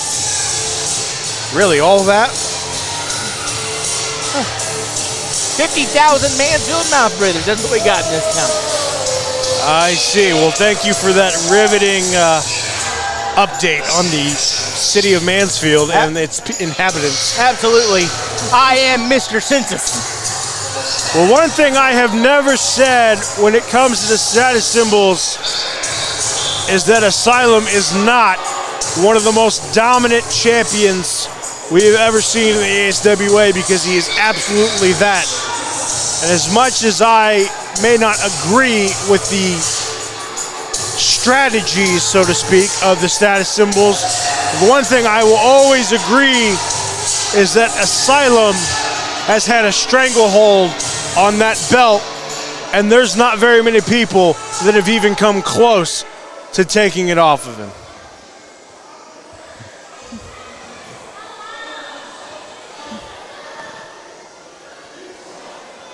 Thunderkiss versus Asylum. Yep. Bruiser Braxton. Can I ask you a candid question? Go ahead. Where the hell did we find this guy? Honestly, I have no idea, but here's the thing. We could probably say the same thing about some of the other people we just saw. That's a fair point. Because we did see Nolan Bates, You know what? Manson Crane, Danny JACX. I could go on. We have one weird-ass circus here in the ASWA. But it's a circus, and it's a fun circus. And this circus is about to get started as this match gets going. And Asylum with the early power advantage, wrenching that headlock into Bruiser Braxton.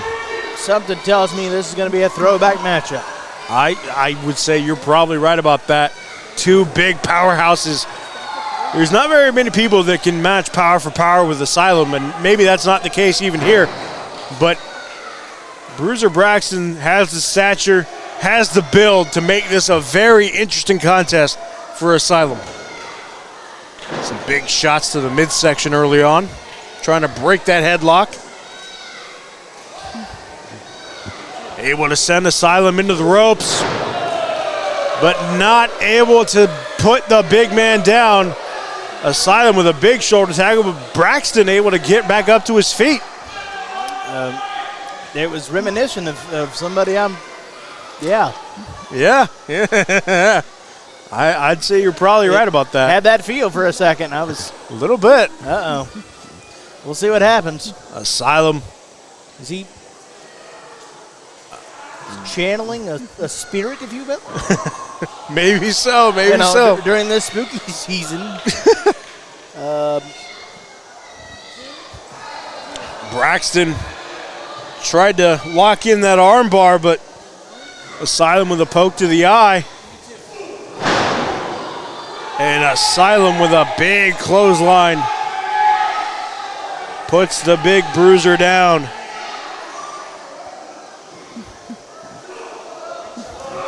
And Asylum just leveling with those big body shots, an elbow to the head. And a big chop to boot. Oh, but Braxton's got a few of his own. Smartly, Braxton moved out that corner. Braxton. Is he going for a... Oh, Braxton with a big chip. He slammed him. He slammed him. Is he going to... Not quite. All right. Big knee from Braxton. Close. Shades, I'll say. I was wait a second here. I've seen this move before. Definitely hearkening back to some iconic times in wrestling history. And if it continues much longer, we're going to wonder if Thunderkiss is immortal. Asylum bouncing off of that turn. Look at the face of Asylum. Just absolutely dazed. Yeah, he's... yeah.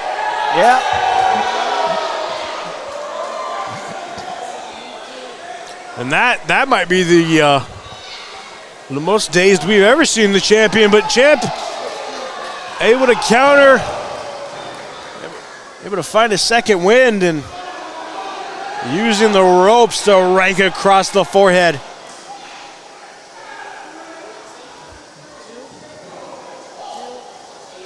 Oh, and a good old-fashioned back rake. Let's introduce Thunderkiss to let's say the world order of things. I think he just got introduced to Asylum's palm. I was going to say fist, but that was all open hand. And now you just got introduced to the bicep. I don't think those pythons are 24 inches. Close enough. Close enough for Asylum. Braxton trying to get some separation, and look at this.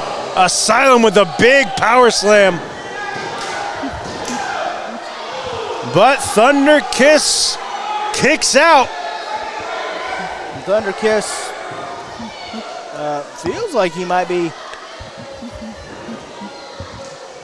Nope, no momentum mounting. Sorry.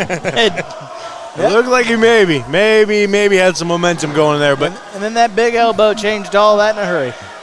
Asylum has a way of stopping momentum in a hurry with his offense. And credit here to Random Pain of the Mountain. Oh yeah, credit, real credit. You were saying? I didn't see anything. What are you talking about? That's convenient. Well, neither did referee Temporis. Sorry, I need my script updated. Well, you get on that. But right now, Asylum capitalizing on that helping that Asylum or the Random Pain coaching. Yeah, okay. Coaching. Random Pain was doing with a big bear hug. And that is one bear you don't want to hug. I mean, quite frankly, you don't want a bear to hug you anyway. But that is definitely one bear you don't want hugging you. And I think Braxton might be out. And as I say that, referee Temporis checking, but Braxton with some life delivers a couple of right hands and sends Asylum into the rope and a big boot. Going for a big boot. And Braxton with a leg drop.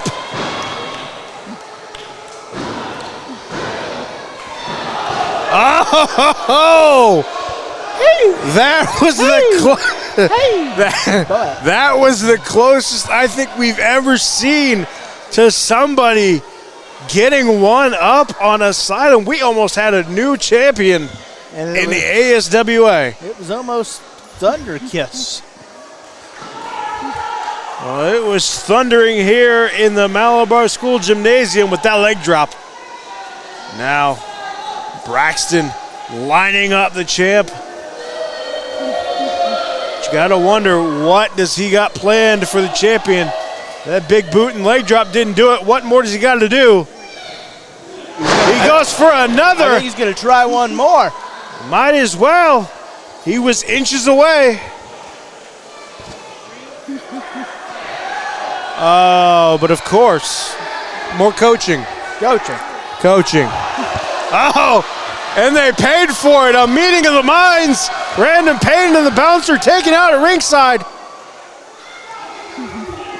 Now the two big behemoths meet face to face. Asylum just big uppercuts. Braxton is reeling.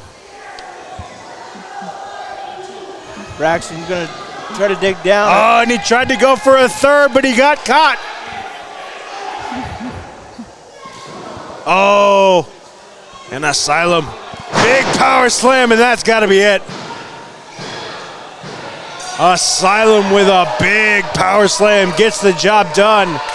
Immortal you are not, Thunderkiss. And still, ASWA Heavyweight Champion, the mighty Asylum! Heck of an effort by Thunderkiss. Absolutely. We'll give him that. But say it with me one more time.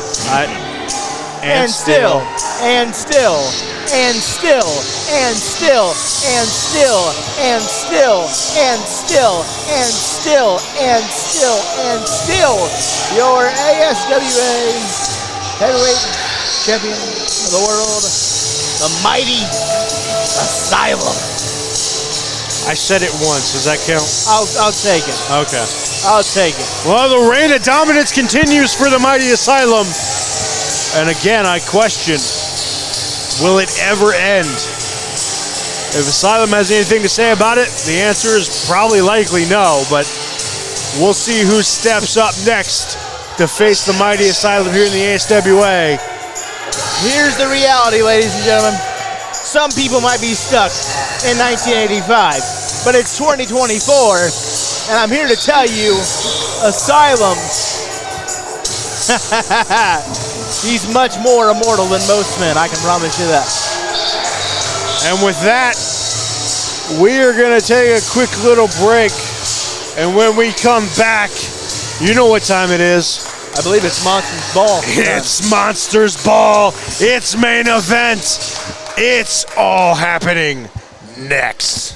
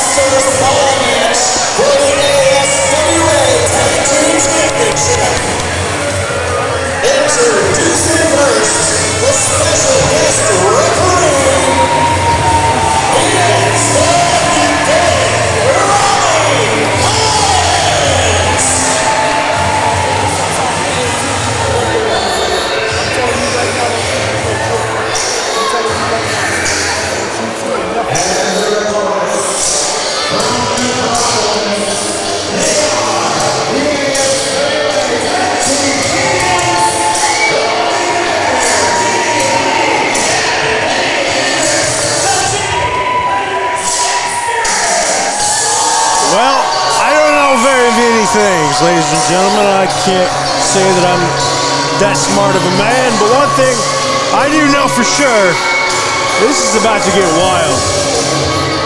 Introducing first the challengers from high atop Status Towers, bring the pain and announcer the Status Symbols.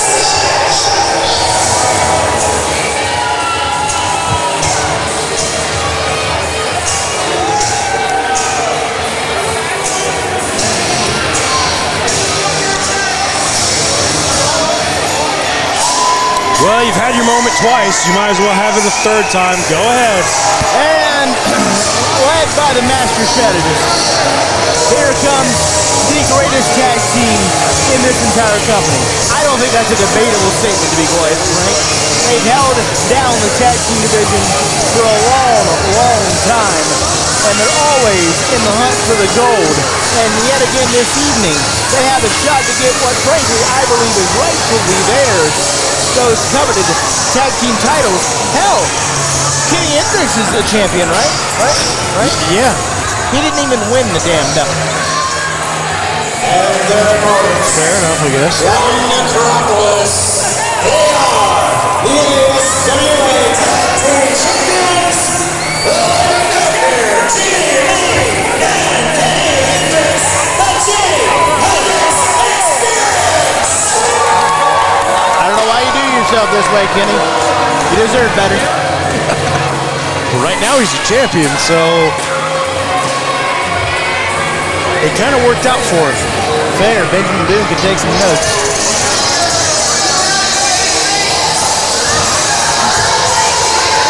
Well, ladies and gentlemen, as I always like to say, when this particular man steps foot in the ASWA, do not look away. This is not a dream.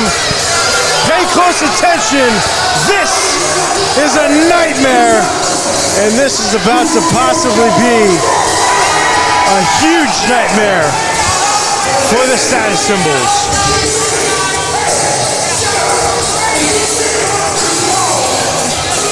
I mean, all the ego out here. Robbie Collins in the ring.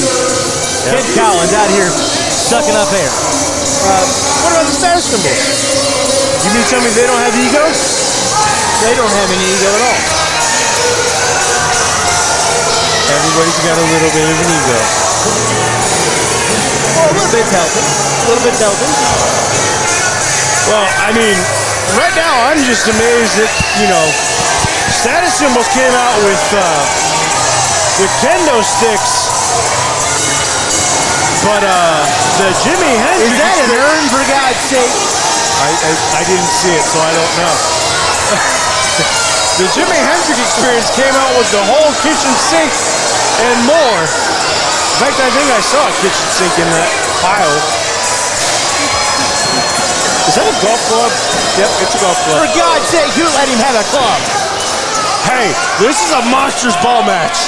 At the end of the day, like I said before, Robbie Collins said no shenanigans, no foul play. I hate to tell him, that's not. Yeah, you're right. That's an urn. I see it now. I see it now. Okay. Yep. What? Whose poor relative did we steal? Whose poor relative have we taken? Have we commandeered?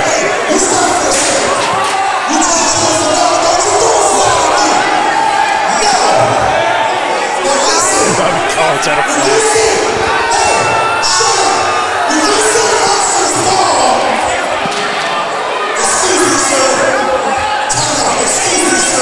There's no timeouts.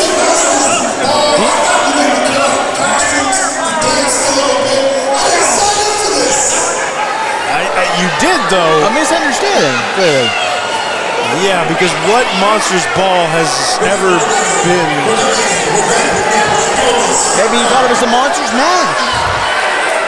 Maybe. Well, I mean, the status symbols are leaving.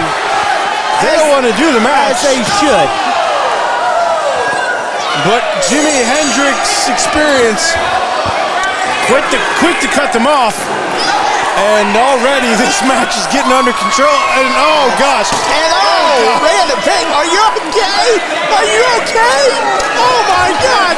Random Pain, are you okay?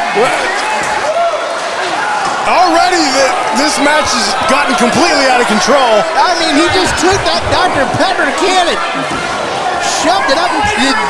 He shoved it somewhere right into the face of Random Pain. Random Pain, are you okay? I'm glad it was empty. I'm glad I finished that. Oh. That was really a concern. I was like, oh my God, is something in that? Thankfully, I finished it. But again, I said it. And oh my,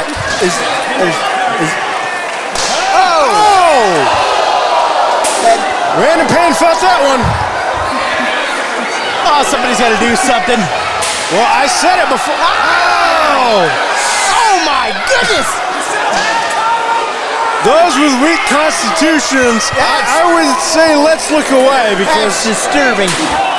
If you think that's disturbing, this match is about to get a whole lot more disturbing. Because as I've said a couple times already, and I feel it bears repeating, this match is no disqualifications, no rules, anything goes. Your imagination is your only weapon, and these four have imaginations to boot.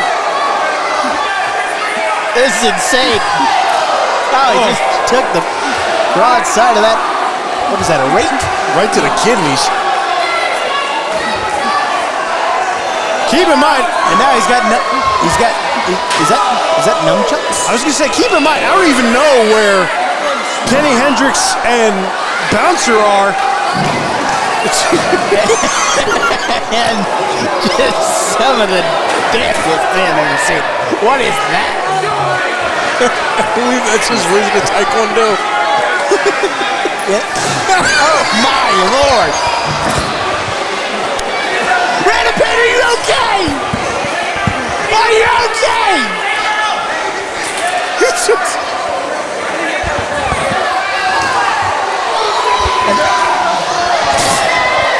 And Jimmie Lee just took that trash can lid and threw it like a frisbee. Well, he hit dead center. Oh, the carnage! These two, the hatred between Jimmie Lee and Random Pain, it knows no bounds. These two will probably die facing each other. Well, plain and simple, yeah, you're not kidding. Plain and simple, this is a car crash. Understand, folks, oh my, understand that Random Pain and Jimmie Lee are the Batman to each other's Joker. They absolutely hate each other. Right now, as you'll see, and where are they? Kenny Hendrix and Bouncer almost took this fight outside. And for the love of God!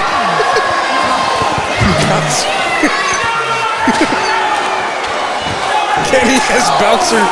It was in a container. He's got him in a tote.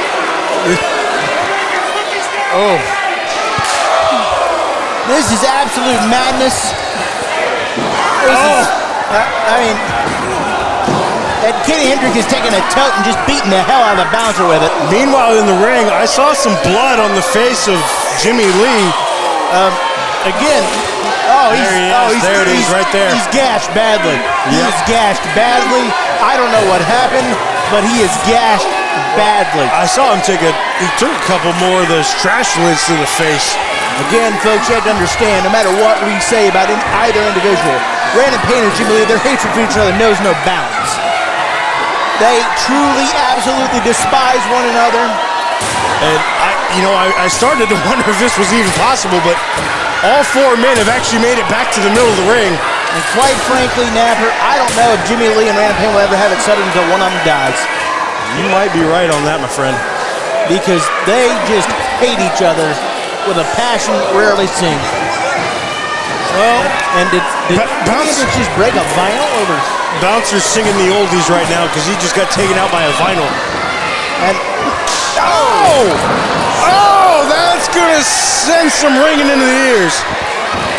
And these two just tossed a fan. I mean the application, not an individual. Thankfully, we haven't gotten to that level of depravity yet. Give it time. That's why I said get. And Oh, Well, another spot of the oldies. And I mean, think about that. Vinyl is, it can shred and tear. And you see in the background there, now we see it in full view. Bouncer taking, I don't know if this is a bedpan or what that is. Look at that, look! Oh my goodness. Because for all the comments we've all made, folks, about the Jimi Hendrix experience and the status symbols, these two teams despise each other. They have forever. Yep. And they will forever. And it's all blowing over. It's all boiling right now. The question is, does it end tonight? Whether by choice or by just the fact that one of these teams may not make it out of this arena. Oh! And Jimmie Lee going from a little bit of nunchuck practice to a little bit of batting practice. Mr. Miyagi in there. That'll ring some bells. I know it's not December yet, but I think we're ringing some holiday bells early. And look at Random Payne fighting for everything he's got. He's trying to escape, and rightfully so. And spinning back kick. Random Payne just got his head taken off. And now, for good measure, here comes Hendrix, Kenny Hendrix.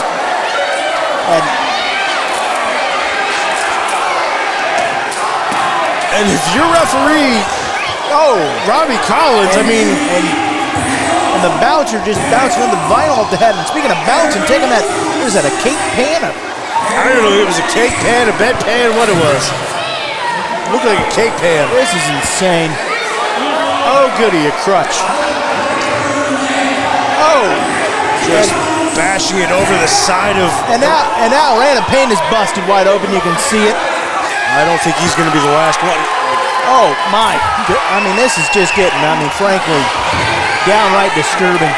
I mean, one thing I'll say this, and I don't know whether to laugh or cry or what, but one thing I got to give credit to, Jimmie Lee has the accuracy of like a closer in a baseball game right now. Absolutely. He is hitting it right dead center. And what is that? What is that? It's a clamp.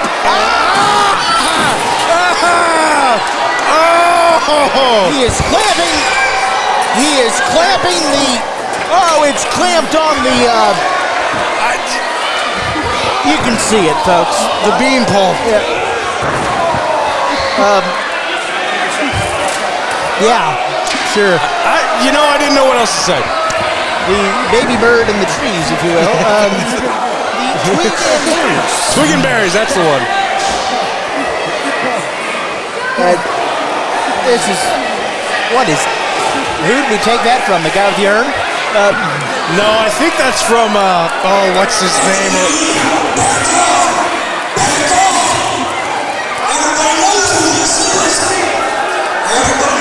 Oh, come on. And even I have to question this.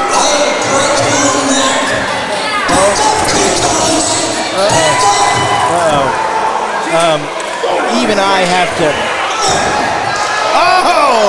Well, Random Payne. That didn't really work out in his favor. You mess with family, this is the price you pay. And a retribution-like slap.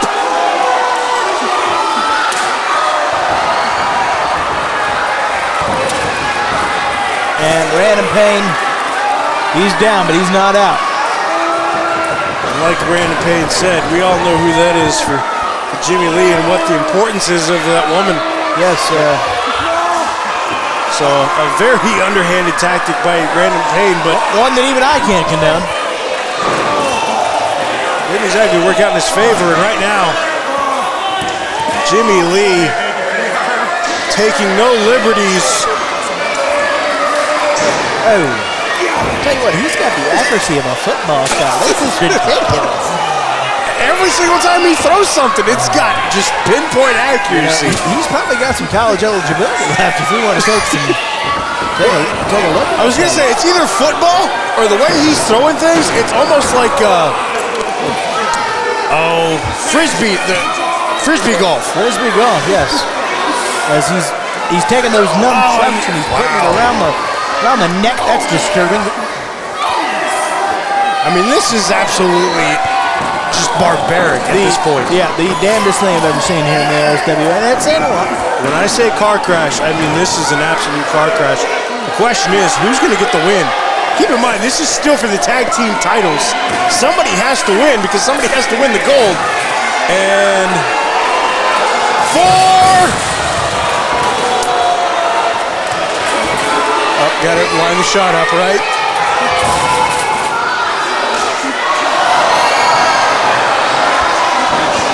Keep in mind that area of the bouncer has already taken a clamp and just took Jimmie Lee's best stroke. I'm at a loss. Me too. Is he giving him a wedgie or no?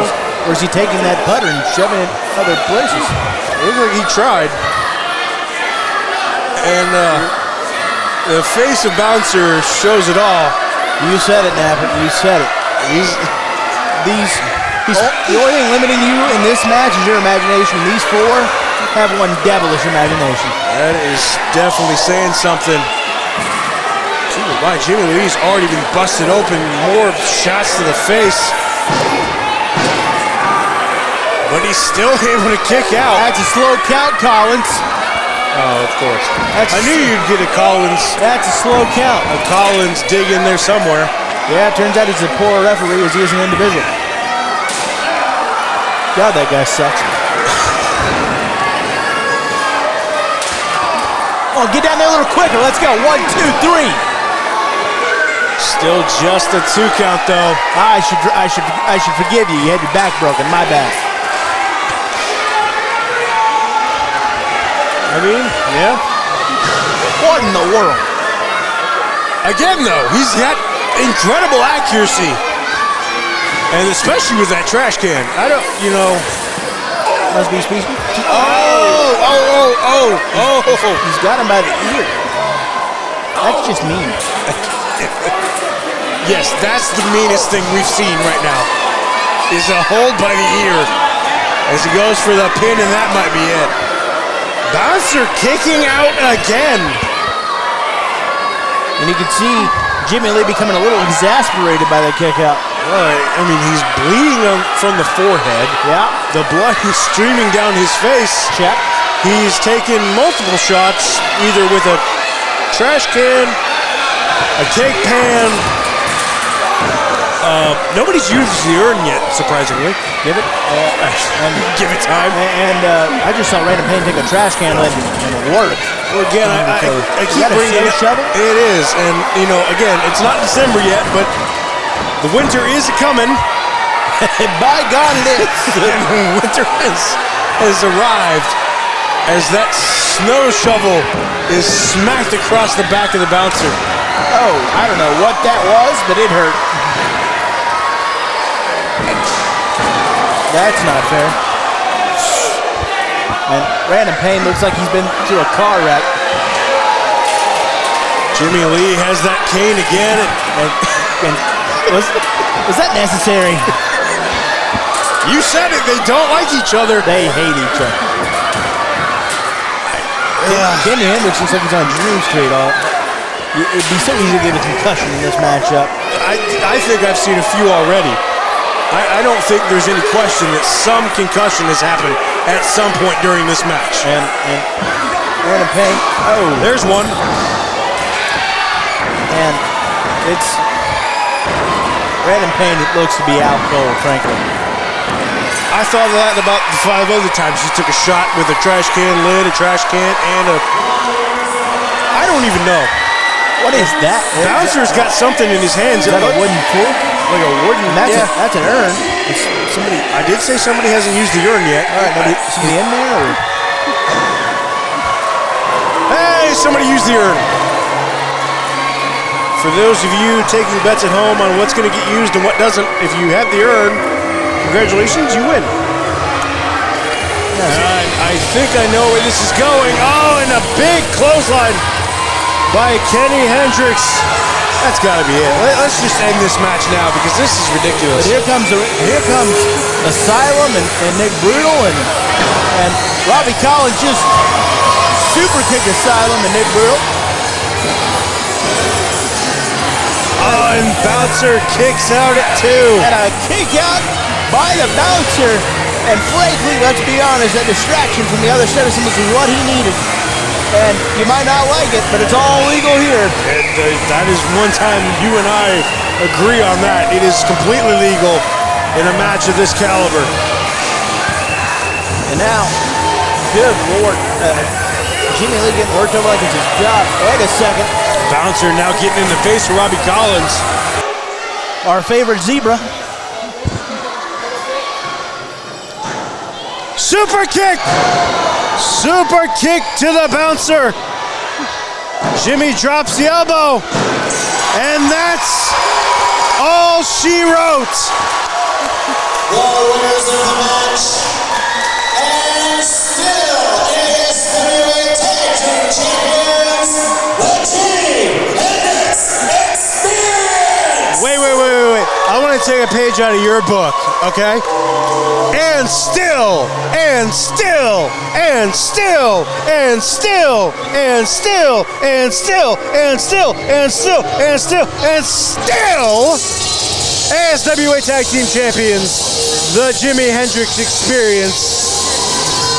I want you to tell me how it's fair that a referee, that a rogue official, that someone on the tape is who cost the set of symbols. You tell me how that's correct. You tell me how that's just. We just saw a Monsters Ball match. There are no rules, baby. It doesn't matter. Absolutely. Robbie Collins. Great example for all these children here. Robbie Collins said the status symbols would be in for a long night, and he was 100% correct. The status symbols had one hell of a night, and there are your winners, the Jimmie Hendrix Experience. And Robbie Collins is a no-good piece of trash who's going to get his one day soon. Maybe so. He wasn't in action tonight, but I have a feeling that after that performance, we may see status symbols take on Robbie Collins in one fashion or another coming up real soon. But with that, we are out of here in Malabar School Gymnasium December 7th. and Mansfield, Ohio. And I'm sorry to cut Ryan off, but he said it best, so I'll say it again.